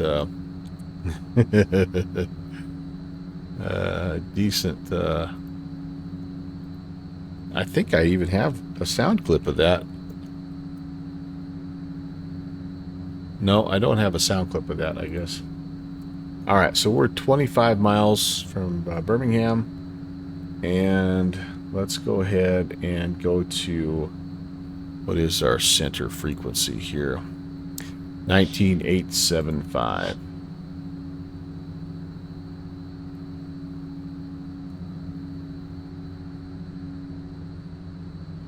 All right, are we there? Yeah, let's check in here with Cleveland. Cleveland Center, good evening. Piedmont 816, 17,000. We're about 30 miles to the northwest of the Birmingham VOR. Piedmont 816, Cleveland Center.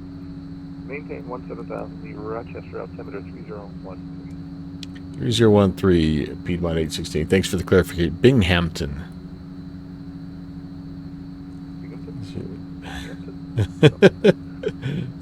I ain't from around here. Somehow that got reset. So we're going to have to... Binghamton. Biggingtons. Mr. Biggingtons. Buongiorno. I won't say that over frequency. Binghamton. What do you know? Boozy, you're from like Georgia or something, aren't you? Buongiorno. You sent a pilot's discretion. They 8. Binghamton. That's how you say it if you're. That's how you say it if you're from the UK. Maybe I need to invite Captain Arash. I got to meet that guy down Flight Sim Expo down in Houston a couple years ago. Alabama. runway 23 for Brickyard 4140. Greenbow, Alabama.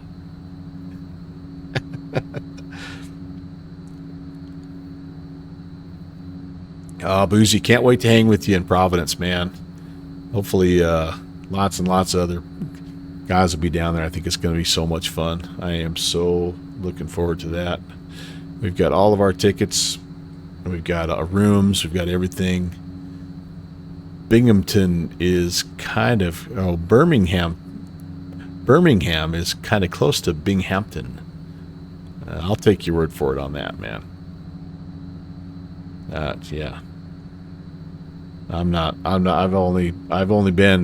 haven't ever been to Alabama, so I'll just take your word for that. I've been to Georgia. I've been to Atlanta one time. And, yeah, so. All right, so, blah, blah, blah. What was I doing? Oh, let's come back up here. And let's toss out the Genesso 10820.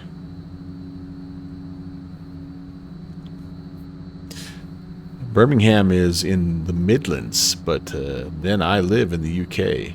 You meant Birmingham, Alabama. No, I know. That's why I said I've never been to Alabama, so I'll take your word for it. Don't get all roll tide on me here, Busy. I'm just playing.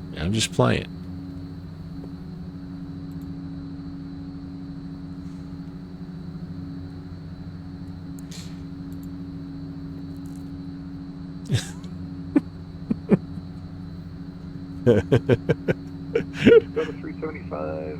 The Impossible Face, did I welcome you yet? Hello. If there's anybody else that came in from the 757 channel, thank you. Good to see you. And I apologize in advance for the level of entertainment and professionalism that is happening right now. It's probably a little bit of a shock. But we do have some fun in here. No doubt about that.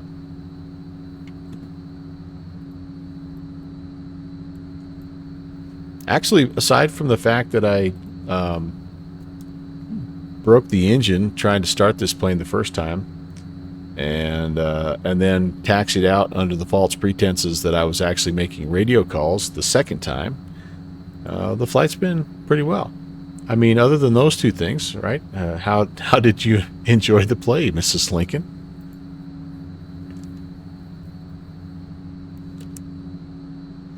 All right, we're no longer tracking anything, you guys, and so here's the magic. Yard 4140 tax. The magic of VOR navigation. It's the dirty little secret of VOR navigation is sometimes you just go ahead and mode. Uncle Melvin, am I going to stay out late drinking skulls of rum with you and Jeffrey and JPC? I don't know if I can keep up with that guy. I've been with that guy once down in Houston, and so actually I know I can't. But I will definitely engage in a beverage or two with you guys for sure. I would love to. I'm looking forward to that. I know JPC has got a little spot kind of. Hey, look at that! Ho ho ho! He's got a little spot kind of picked out that he wants to go check out, and so I'm down. But yeah, my staying out late days. Like I'm an old man. I'm not a young whippersnapper like you, Boozy, who can roll a 12-hour shift and then come. You're probably going to fly from Atlanta to East Midlands tonight in your Challenger, and yeah, so you're 40. I know you're a pup. You're a pup.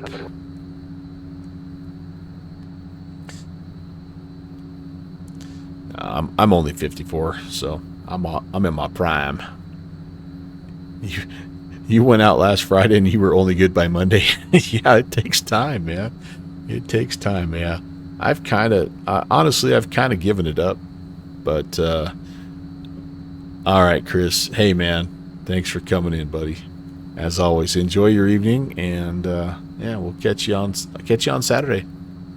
You got another 12er tomorrow. Shoot, you should go to bed too, dude. Nah, yeah.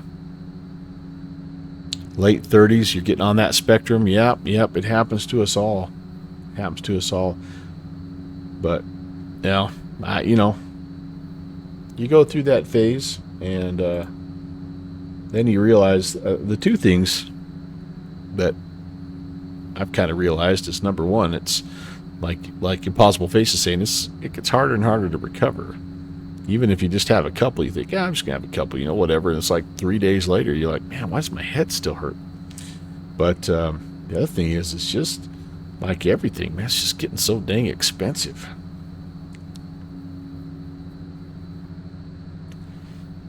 And I'm kind of past the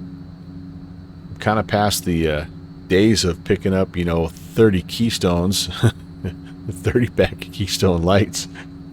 I mean, that stuff is that's the stuff my dad used to drink, and it's just like, holy cow. I will partake in a 6-pack of it once a year on the anniversary of when he passed away, and that's about it. Like, once a year, that's about all I can do of that stuff. But anyway, I digress. Your work week ends on Thursdays now. All right, that's good. That's good. So you're on your weekend right now, man. That's cool. Do you have to go back on Sunday then? Begin your call sign. American Airlines 784.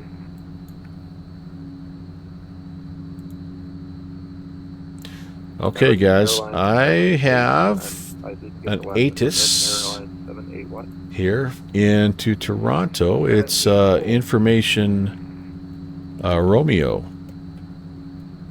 We've got 784 Cleveland. I have no flight plan for you. I'm not expecting you. What airport are you landing?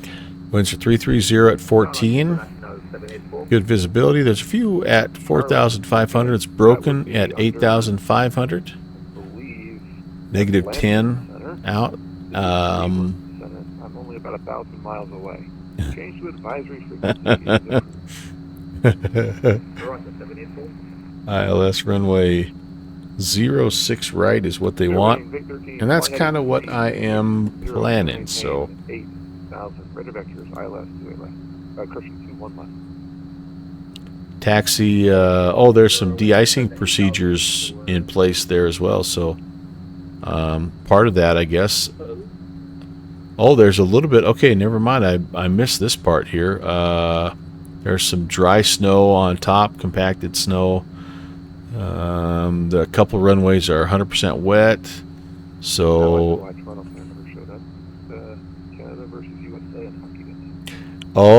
is Toronto Center off? Yeah, we're a little busy watching it. Did they go off? Those dirty rascals. I hope not. Toronto's center's off, but no, now it's approach, I guess. So 3280 will be our next frequency, 3280. All right, I'm going to check in on they were at intermission. So the score is 1-1, but what's the fight score? 1-1, yep. Looks like there's a scrum just before commercial break, but so far it's not like the first one.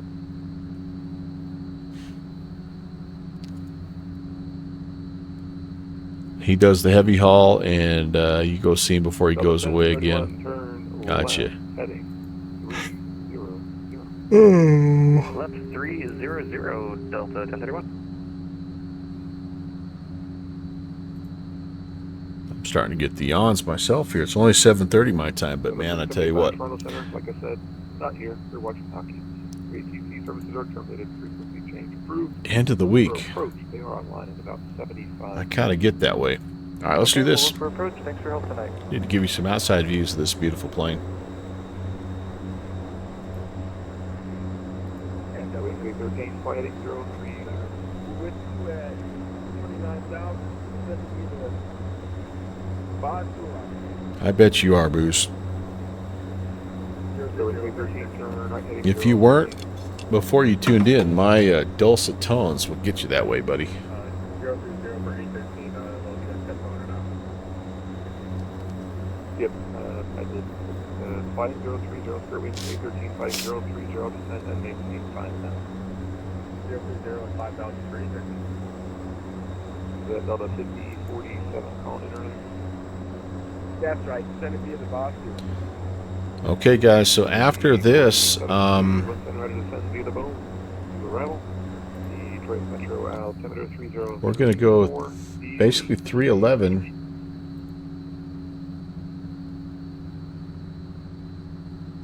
Order back. Delta 1031, turn left heading 240. 240, another Delta And direct to Toronto. 31, 8 miles from Nesby, fighting 240, maintain 3,000 till established. No localizer cleared. You'll be in surgery all day tomorrow. Is that a good thing, or 97 miles to Lester B. Pearson, by the way. Delta 5047 descend via the bones to arrival. Toronto's on 112.15. Yeah, it's not bad.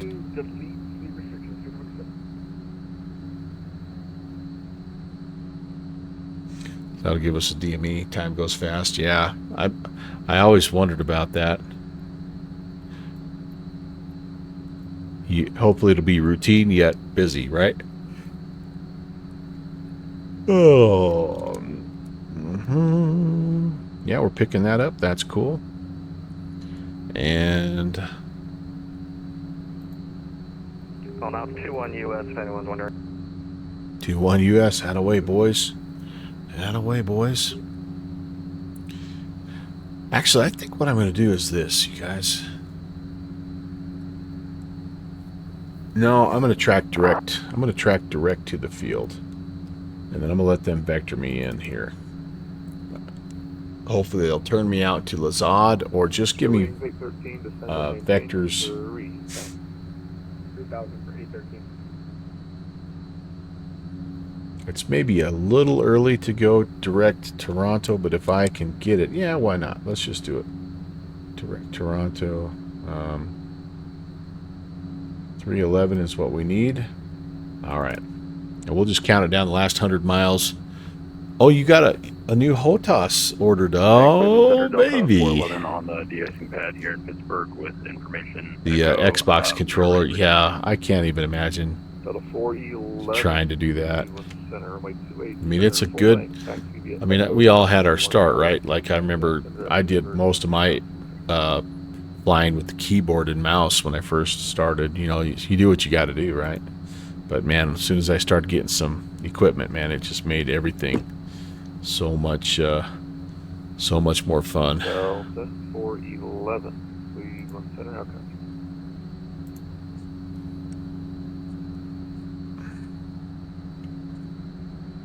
Cleveland Center, Delta 411, mic check. 411, I hear you. How me? Uh-oh. He's having some comm issues. 135.0 Negative. Good evening. Boozy. No. Not.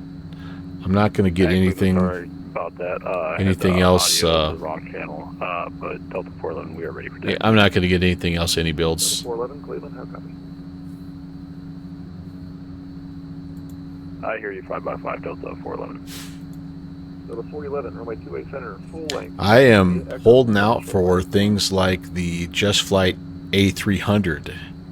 That's the one I want. Or PMDG teased their 747-100, right? That's what I'm talking about.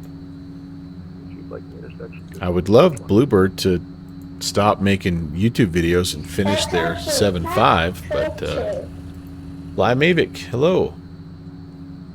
Fly Mavic, maybe. Welcome. And I don't know if I said thank you for the follow to Law Roddy as well. If you're still here, Law Roddy, thank you for the follow. Came in with the spy raid. Taxi via Echo Papa Delta 411. I do.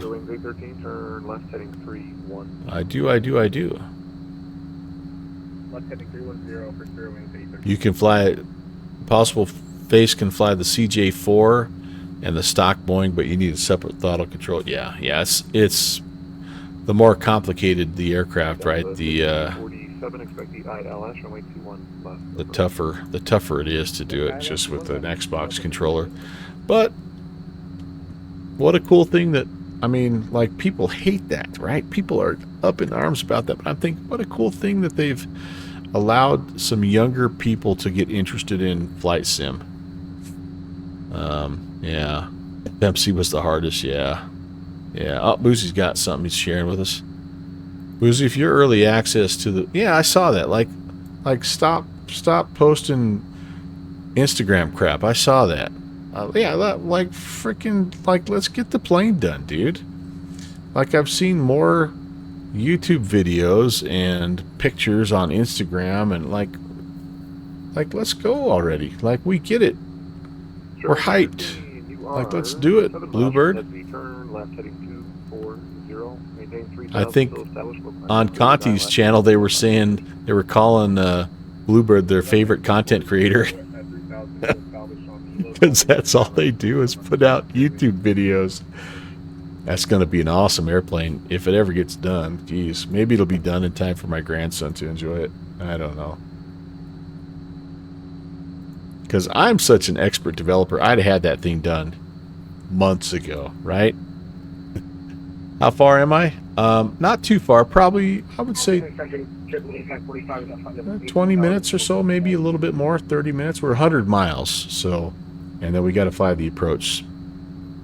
You think it will? 1031, Cleveland. That'd be pretty cool. I thought the 777 was going to come out before World Flight, though.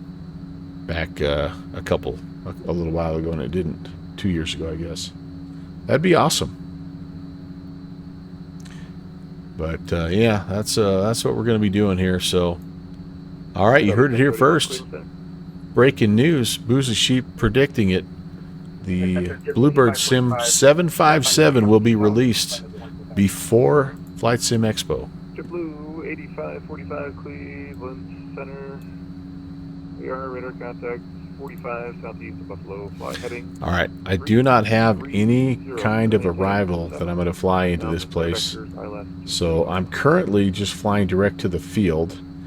We're going to get some vectors out here to LaSaude, and we need to be down to 3,000 at that point. Hello again, 1031, missed approach to Detroit. 111.95, 57. Missed approach is a right-hand turn out here to hold at 2 Dog. So we'll put all that stuff in when it's time. I don't need to preload the FMC because we don't have one.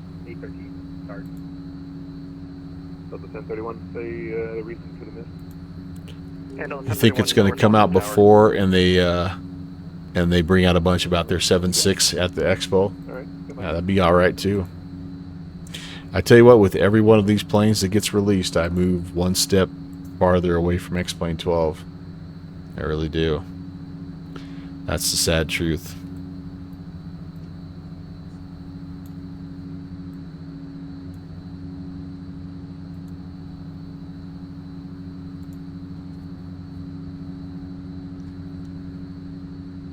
So to get down to the beauty part of flying at 17,000 is I don't have that far, 13,000 to get down to my altitude at the initial approach fix. So what is that, 14,000 feet, 14 times 3?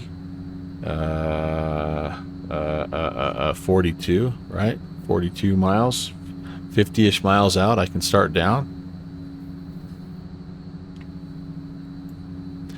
And I'm hoping Cleveland will help a little bit here, because, like, if this is a 100-mile leg, I should be hitting my top of descent kind of right before I get to the Toronto airspace. So I'm hoping he kind of gives me a little, you know, a little descent, and maybe even a vector here. I don't know. He may wait until I get over to Toronto approach for that, but test on 135.0. You said that today, that when the 7.5 comes out, that it's only going to be 2020 for you. Why would you fly the Zebo when you can fly the PMDG? Yeah, no. So there's that, right? There's the MD-11 now. The TFDI MD-11. Brewing Bay 13, Cleveland Center. And heck, not only do you have the PMDG, but you've got Brewing Bay the 13, Cleveland Center. iFly, right? So you got a lot of options for Boeings, and you got 1031, Cleveland Center. Phoenix and the flight factor for the Airbus. Figure out what's going on with our radios here. Yeah, man. Just Flight's going to have the A300 out soon. Flight Sim Studios got the 727, which again is not FlyJSim quality yet, but it's still pretty early. I don't know, man. Like, And Cleveland Center, Delta 411. it's just a super active platform still, and I know that's going to shift to 24. I do. I just don't see a lot of developers like moving back to X-Plane 12. Thank goodness they've got Tolis and Thranda and, you know, some of those guys that are still, you know, really Flight heading 190, runway 28 center. really working hard to keep some good planes coming. V-Flight Air and V-Sky Labs, you know, there's some good developers that are still there doing good work for sure. Yeah, the E170, yeah, Flight Sim. We got the radios figured out now. Flight Sim Studios is doing good things, honestly. People are up in arms about the FSS not having VNAV, but like it's still early access, right? Delta 5047 fighting 360, descend to maintain 8,000 radar vectors, ILS 28 left approach, 21 left approach, sorry.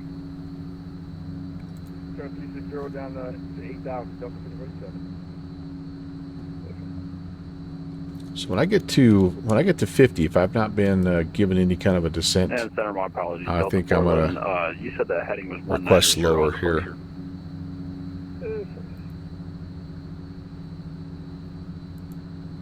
All right, thank you. Delta 411. You're going to just keep your mouth shut about the Flight Sim Studio E-Jets? JetBlue 85, 45. There's another, that's a pretty polarizing aircraft, isn't it? Those E-Jets. JetBlue 8545, fly heading 340, send maintain 5. Your local regionals are all Embraers or ATRs, yeah. If you wanted to go vintage, man, you could get that BAE 146. That's what all the E-Jets replaced, basically. 31 turn left heading 30. Left 30. Logan Air, nice, nice. Primary 511, I forgot about you. New York's offline. Boston's offline. ATC is terminated.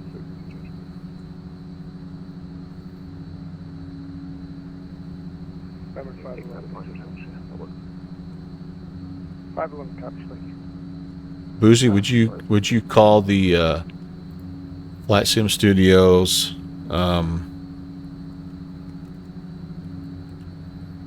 E-Jets, would you call them janky?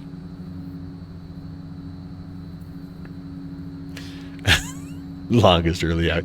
Yeah, it's been over a year now. I'm not arguing that for sure. But they are updating them. Piedmont 816, descend up house. Stand by. Another 1031 is 6 miles from Nesby. Fly heading 240, maintain 3000 till established. Cleared ILS from 21 left. Alright, left 240, maintain 3000. Maintain 3000 till established. Clear with ILS 21 left on the 10. I almost want to buy them and fly them so that. Instead of maintain 14,000 Piedmont 816. I almost want to buy them and fly them just so I can pull a Boosie Sheep MD-11 reversal on you, buddy boy. Piedmont 816.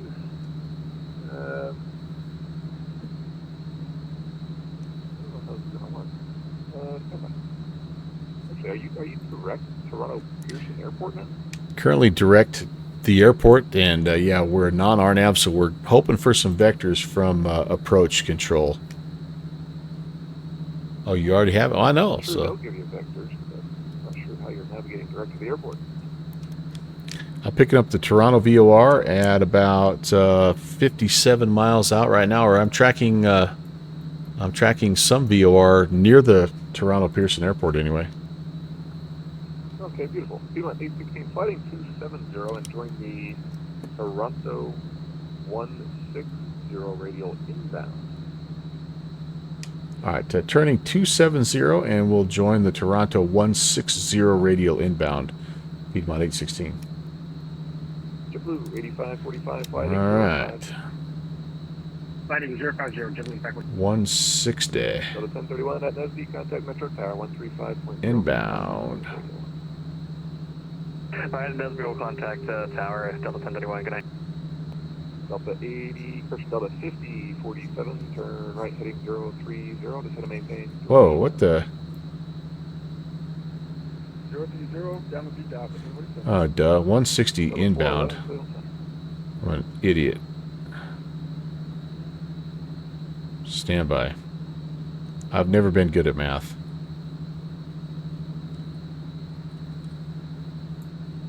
Okay. Alright, we're almost to 14.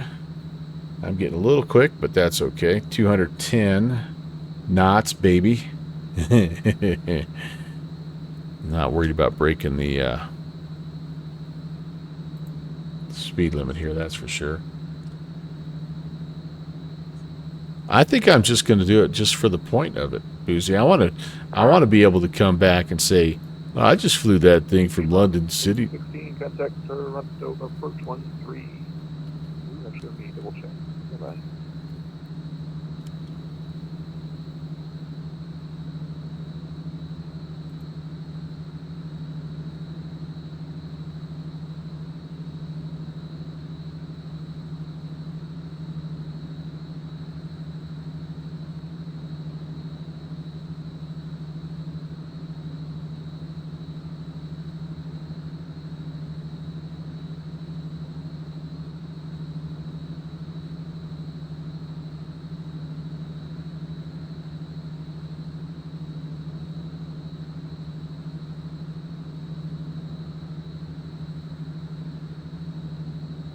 Yeah, we're going to level it 14. Contact Toronto, approach 132.8. 138.8. Have a great night, Piedmont 816. 3880. All right. What? Wait a second. I can't do 138.8. I must have misheard that guy. 132.8. There we go. Ground approach, good evening. Piedmont 816 at 14,000. Currently on a 270 heading. We are non-RNAV. Sorry about that.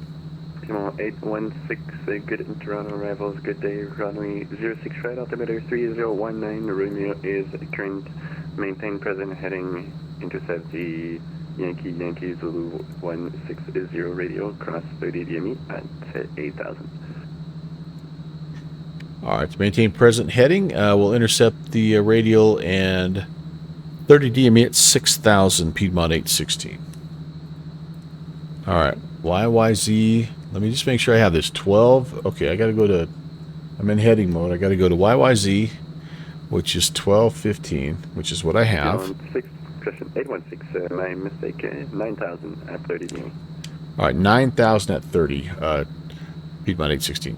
All right, so I've got to do two things. I got to slow down, and I got to turn this to 160 because this is the radial I need to intercept, and then they'll turn me. Right, 168. So it's pretty cool to have non-iron out there.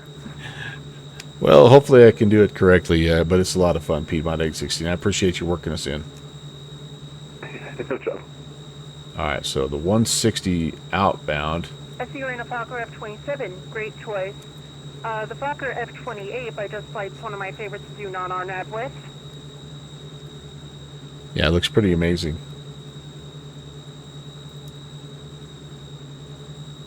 But, like we talked about earlier, it's not freemium, which is what we're after right now, because Boozy Sheep wants me to buy the Challenger or something like that. I could save my pennies. 640, contact the tower at waypoint Davis. Okay, so we're 9,000 at 30. That's what we're looking for. 118.7. Thanks for the help tonight. Flare 640. No trouble, see ya. Delta 375, smooth 06, right approach. Currently left 06 right, Delta 375.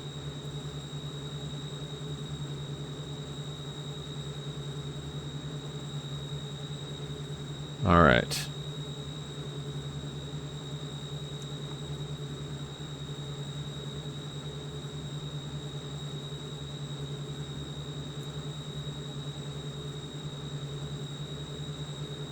So we're going to turn inbound. So I probably was okay to keep this pointed here. I'm tracking the 160 outbound radio, but I'm going to be turning in toward the VOR.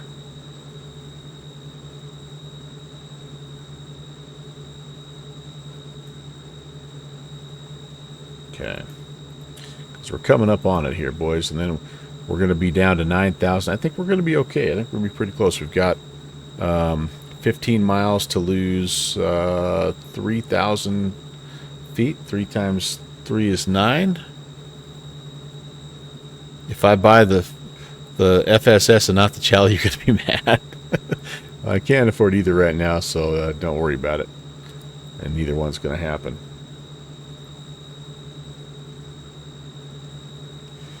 All right, how close are we? Can we turn inbound? I think we probably can. Watching the needle. It's exciting stuff, isn't it? Let's just see if we can not botch this thing too badly. So this is going to take us toward the airport, and then we are going to... I'm assuming we're going to get a vector. We're assuming we're going to get a vector because the localizer frequency is 111.9 or 5. And the approach course inbound is 57. So this is just kind of getting us into the flow of the traffic, I believe. I have never, full disclosure, I've never shot a non-RNAV approach into Toronto Pearson. So this is going to be a first. Mind the altitude, A-firm, yep, 10.7. We've got 12 miles to lose, basically 1,500 feet. I think we're in pretty good shape. Thank you for the reminder, though.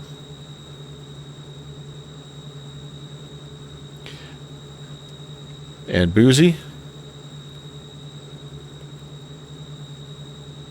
I guess you could say things are getting pretty serious.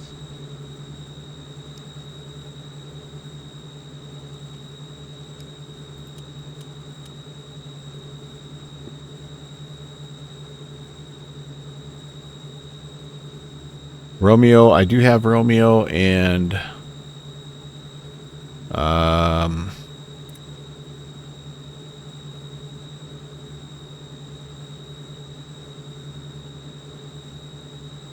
Delta 375 to 3019. Tower at waypoint service 118.7. Good night. Over to tower, thanks for your help today. Okay, coming up on it. We're going to even be a little early here, which is actually good because I need to level off a bit for a nice, gentle altitude intercept.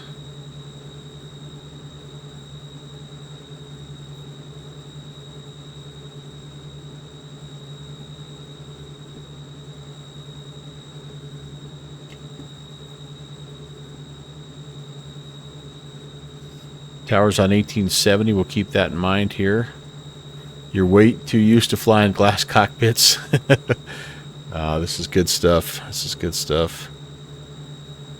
Dude, it was really cool, and you know what happened to me at the very end? I was right behind you, and I had a hydraulics failure in my Phoenix. First time I've ever had something like that happen, and I had to disconnect. I had no control on final. I was just literally rolling out on final, but that was overall amazing. I love flying down there. Okay, we're leveling off 9,000. I'm going to let the speed come down a little bit here as well. You had to do a go-around? Oh, no. I'm sorry I missed that. All right. Descent power, by the way, I should have backed it off to 11. Oh, it kind of came down for me. I automatically did that. Look at that. Look at me. Automatically knowing what I'm supposed to be doing. The other things that we need to do are this. I need to go back to lockout on the HPC levers, and prop sync is going to come off now. We are going to not worry about the... I haven't messed with the dart trim all day, and that's a screw up on my part. I probably could have done a little bit of... That's why my engine temps were so cold.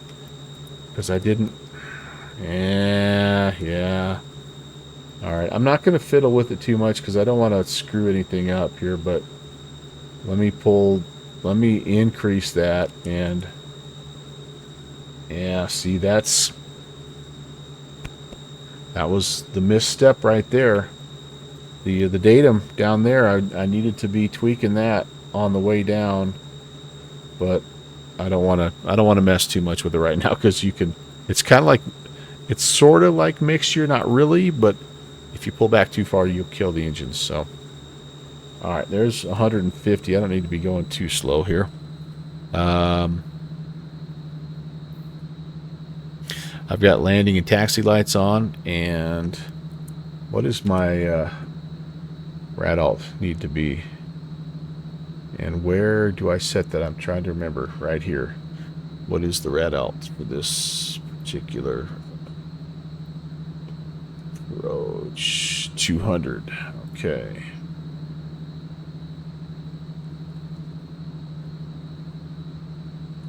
We'll set that guy right there.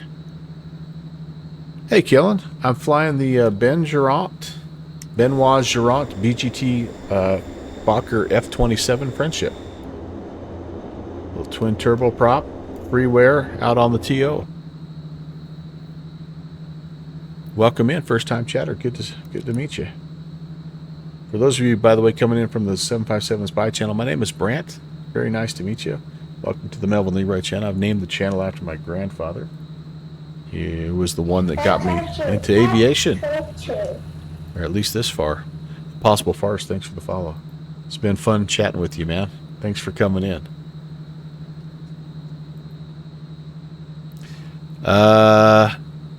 Dude didn't get off the runway before you, and so that's when you had to go around. Oh man, though, yeah, it's always good to practice a go around. We may do this here. It is. It's old like me. It's just a beauty.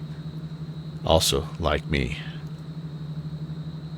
Sheen, sparkle, sparkle. If we go missed, by the way, it's a right-hand turn 132, and then we grab the outbound 102.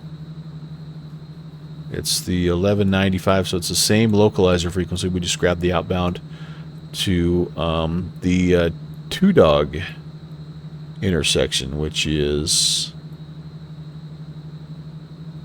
I'm not sure how far out, but yeah, look, a day over 30. Oh, my stars. I'm in my prime. I wonder if I'm going to need anti-icing here. Very nice of you to say, by the way, Kellen. And I do hope you go see your optometrist soon, because you may need to, man.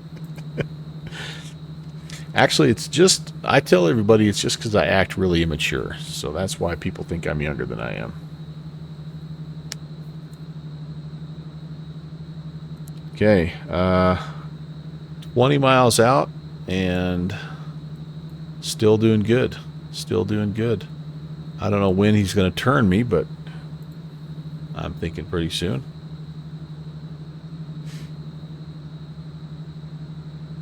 Fixie. Fixie. You've got plenty of time, buddy. That's a tough question. Kellen, thanks for the follow. I would say right now, probably my favorite plane to fly is are the Black Square Duke aircraft. Probably my favorites. I'm really liking the Technim P2012 from Boozy Sheep's favorite developer, Flight Sim Studio. And the one I have the most time in is actually the PMDG 737. So maybe that's technically my favorite, but it changes. I fly so many different things. I've got a serious case of Piedmont 816, descend 5,000. 5,000, Piedmont 816. I've got a serious case of aviation ADHD, so so I jump back and forth between different things.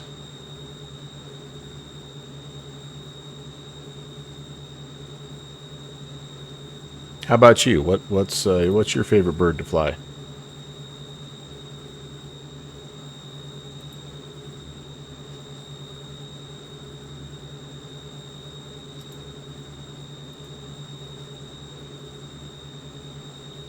Did you say 5,000? Chat, can you confirm? Is that 5,000? Piedmont 816, the airport 12 to 1 o'clock. It's 17 miles, report inside. All right, we're in a little bit of cloud cover right now. We'll report the field, Piedmont 816. And was that down to 5,000? All good, no trouble. And correct, 5,000. Roger. Oh, has he cleared me on the visual, baby? Heck yeah, my man. Let's do this. Visual. Once I get down, the clouds are supposed to peter out here. Oh, looky there. I think I see an airfield. And approach Piedmont 816. We have the field in sight. Piedmont 816, do you want vectors for the ILS, or you're good for a visual approach from here? You know what? I think I'd like to practice the ILS, if that's okay. So we're requesting vectors, Piedmont 816. Piedmont 816, Roger. And descend 4,000, turn left heading 300. 4,000 and left hand 300, Piedmont 816. All right. Where's my 300?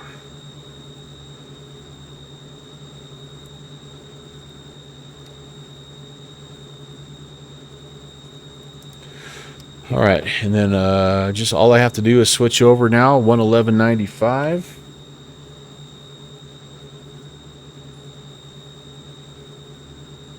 And inbound course is 057. Let's spin that guy around, and let's just make sure we know how to do this just in case we ever need to. Right? We all know I can botch a visual approach, but we are not sure if I can botch an ILS approach just yet. We're down to 4,000 here, and I'm going to mellow out this descent rate just a bit. Hey, we've got a localizer and a glide slope. Airspeed's looking good. I can put flaps out at 150. There's the wide arc there. That's flaps range. So let's get down to 4, and that way we can kind of bleed some speed off. Be ready to rock.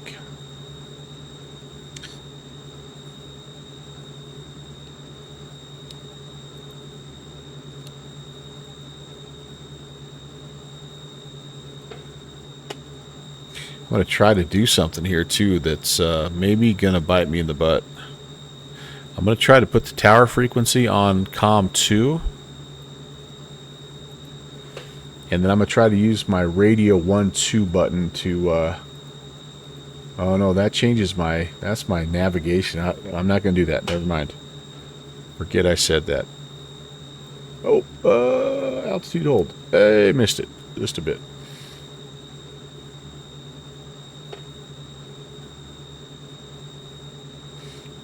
Okay. Yeah, shoot, missed it by 200 feet. That's bad. Let's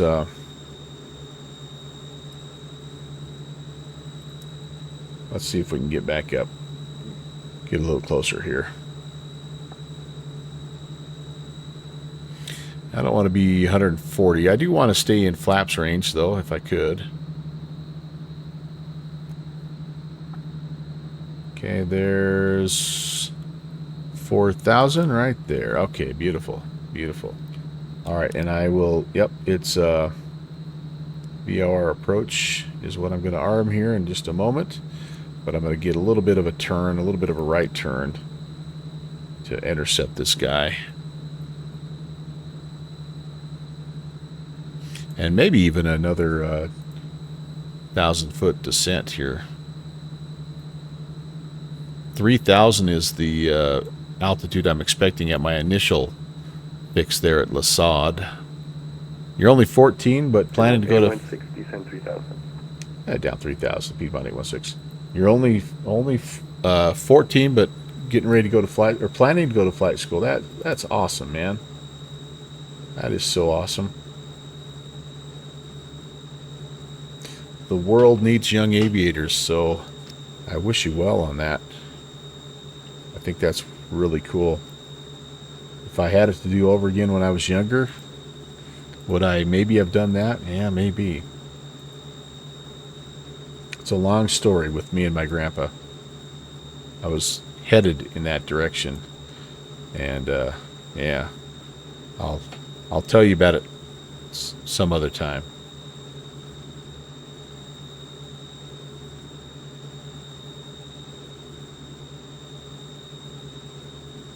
All right, we're 10 miles out right now, looking good. Did I lose sight of the airport? No, it's right up there.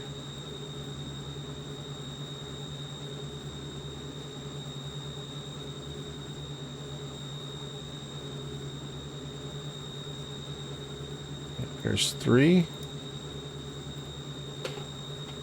When I get on the ground, I'm going to make a left-hand turn towards the gate. And I'm just going to take just whatever gate they want to give me. Your dad was always into aviation but never committed to it. Yeah. It'd make you and him happy if you did it. Yeah, that's cool. Well, and I hope mainly it's you. I mean, like, if you're going to make that commitment to becoming a pilot, boy, it better be something that you're passionate about. It's not something you want to do for anyone else but you. I mean, the other stuff is nice, don't get me wrong. It's nice to make your family proud and all that stuff, but you're about to commit to something. I think our good friend, our good stream friend Continuum said when he was asked the question, how much does... 816, turn right heading 360. 360, right-hand turn, Piedmont 816. When he asked, what's the cost, how much does it cost to become a pilot? And he said, that answer's simple. It costs everything. It costs all of your money, all of your time, all of your weekends, everything. So just be ready for that, I guess, is what I would say. And what a cool thing, though. All right, we are below the glide slope. We've got a localizer and a little intercept heading here. We've got the airfield in sight. We are shooting 6 right, which is the one on the right-hand side here that you see. It's mainly you. Well, that's good. That's good, Kellen. It's good to be driven, good to have goals like that. And I know there's a lot of people in the flight sim world that will be very, very jealous of you as you progress and get your different licenses. But that's amazing. We need people. We need young people in aviation. 816, turn right heading 330, clear that 030. Clear that, says 06 right approach. Right-hand turn 030 and cleared for the ILS runway 6 right approach, Piedmont 816.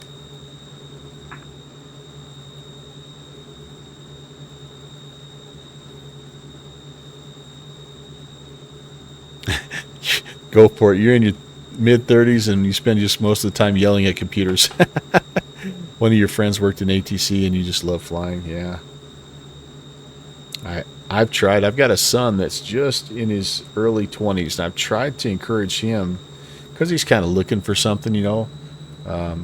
I was trying to encourage him to consider aviation or air traffic control as well because he's got a great mind for that kind of stuff, but he just didn't have that passion for it like I did.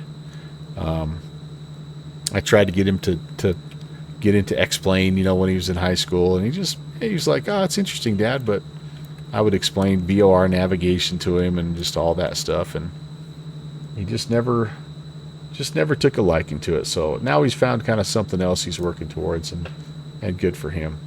All right, we're on the localizer, boys and girls, and maybe I've overshot it just a little bit, but we're going to be close.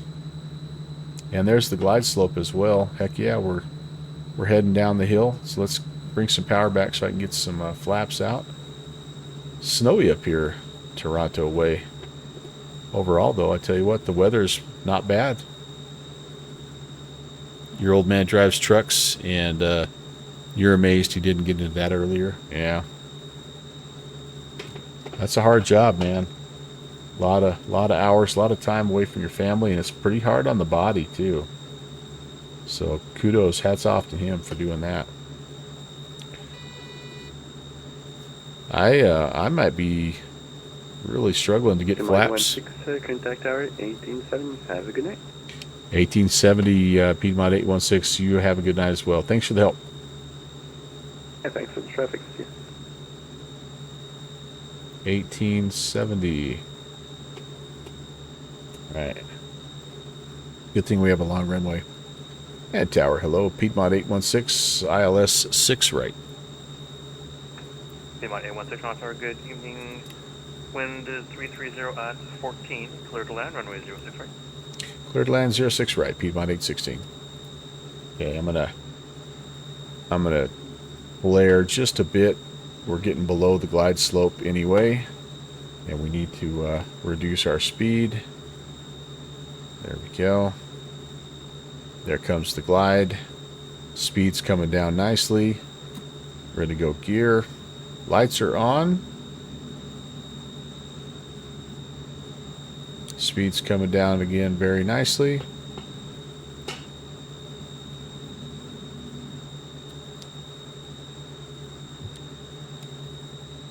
Put a little power back in now.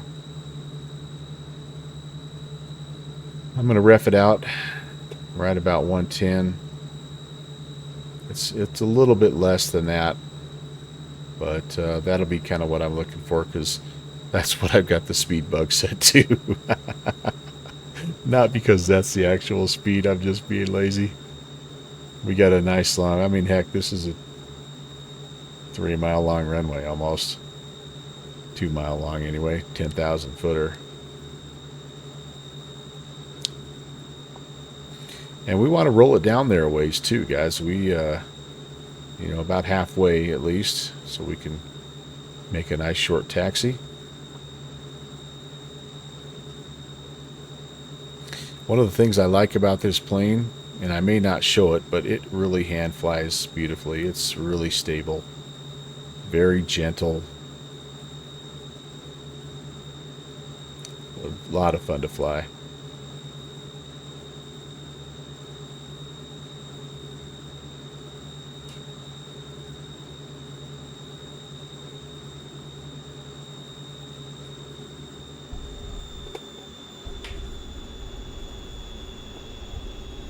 A little bit of a crosswind, I guess. A little more than I thought.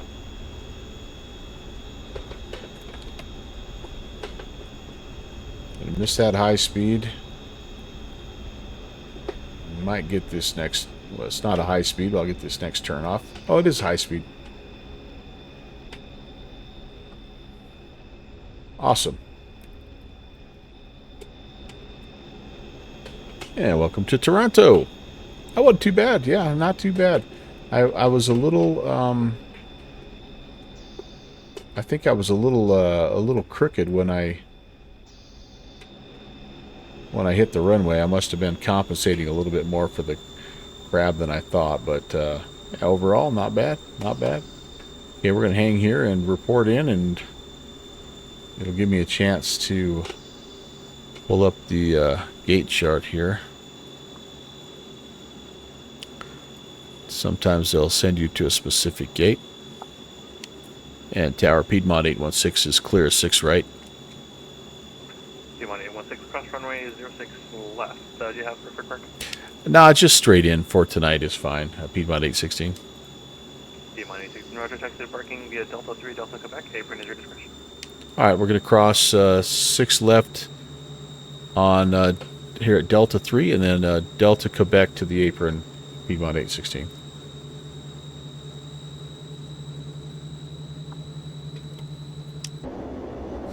Yep, this is a winner, you guys, in the freeware category. It's right up there. It is right up there. It can do a lot of things, and it's just getting better. Maybe the next time I fly it, I'll actually have a better handle on that KLN 90, and we can do some actual regular, you know, RNAV stuff. But for now, I'll take that. That was a lot of fun.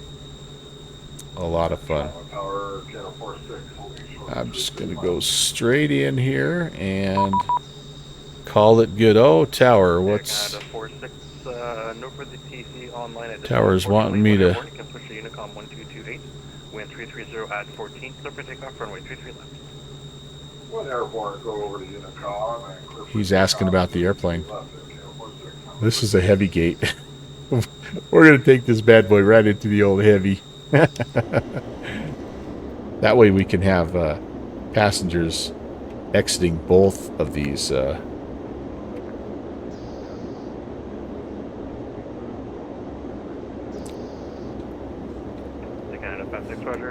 right, let's get a quick shutdown here and call it a day. So I should have had these off already. Let's go ahead and turn the radio masters off. We can get the seatbelt signs off. Nav, anti-collision, all that's fine. All right, come down here. Bring these guys back to feather and cut off. Datums can come back to 0. Evening cleared to London Heathrow via the Bird 07 departure, Lorca transition, flight plan route. All right, that's fine there. 576. And what else do I have? I got the alternators, the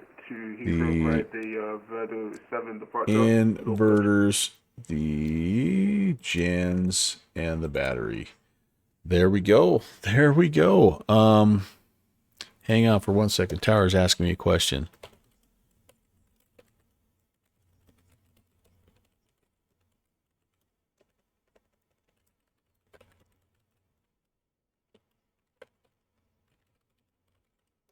He's wanting to know if this is the freeware and if I have the firefighting model. The livery for the firefighting model, and I didn't know that they had one, but I'm like, I'm gonna check it out. So yeah, so here we go. Let's spin it down. I wonder, just out of curiosity, guys, let's see if we can attach. Oh, we can at least attach one jetway. Oh man, isn't that funny? Yeah, holy cow! Here I am at this gigantic, super heavy A380 gate. Hey, he told me though, right? He told me. Yeah.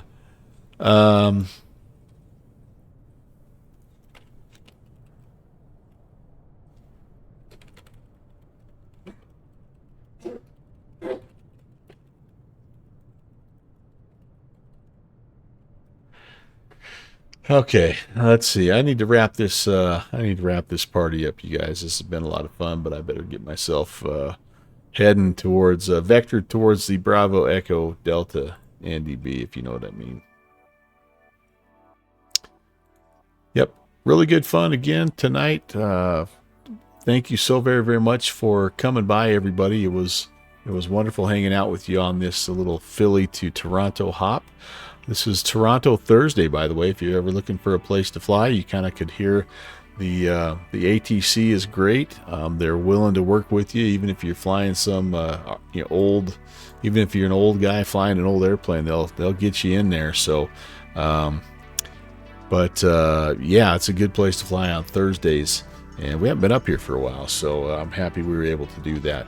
I want to say thanks to Kellen723, the Impossible Face, Fly Mavic, and Lal Roddy for the follows today, and 757 Spy. Thank you for coming in with that tremendous raid there.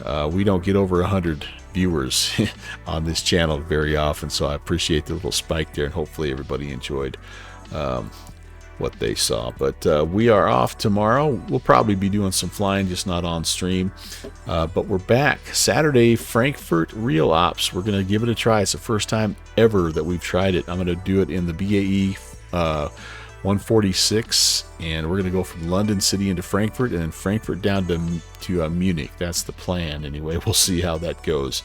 But that starts at 10 in the morning where I live, which is noon on the east coast of the U.S. It's 1700 Zulu, and that should hit us kind of right in the middle of the event. The Real Ops event there is a massive event, and it goes for like 12 hours. So Kellen, you'll be there. Nice. Impossible Face, hey, I'm glad you enjoyed. I'm here, by the way, Tuesdays, Thursdays, and Saturdays. The Tuesdays and Thursdays are kind of that 1 a.m. Zulu. It's 8 o'clock in the evening on the east coast of the U.S. And then Saturday, it just depends. I move it around so I can get a little bit of European, or I try to fly outside of the U.S. on Saturday. And so anyway, that time changes a bit, but would love to have you guys back. And if any of you guys are interested in just staying connected, I will share my Discord link there, and come on by and say hi. We have a very fun Discord, very positive Discord community, and it's a lot of fun to visit in between streams. And we go, of course, and check out our other flight sim friends, our other streaming friends, and do all that kind of stuff out there. But that is, I'd love to visit with you some more. So speaking of our other flight sim friends, let's see. We've got a few guys doing their thing.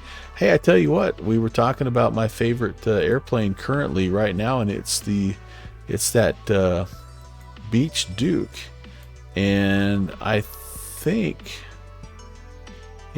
our friend STW 222, you might know him as Steven or Stu. He's a VATSIM controller as well. But let's go raid STW 222 and see how he's doing with that beautiful Duke. All right, yeah, that's going to do it for me. Have a good Friday, everyone. It's Friday, yeah, and a wonderful weekend. I hope to see you back here on Saturday. Can't wait to fly with you again. I'll hang out with you there in Stewie's channel for a little while. And until Saturday, take care, and God bless.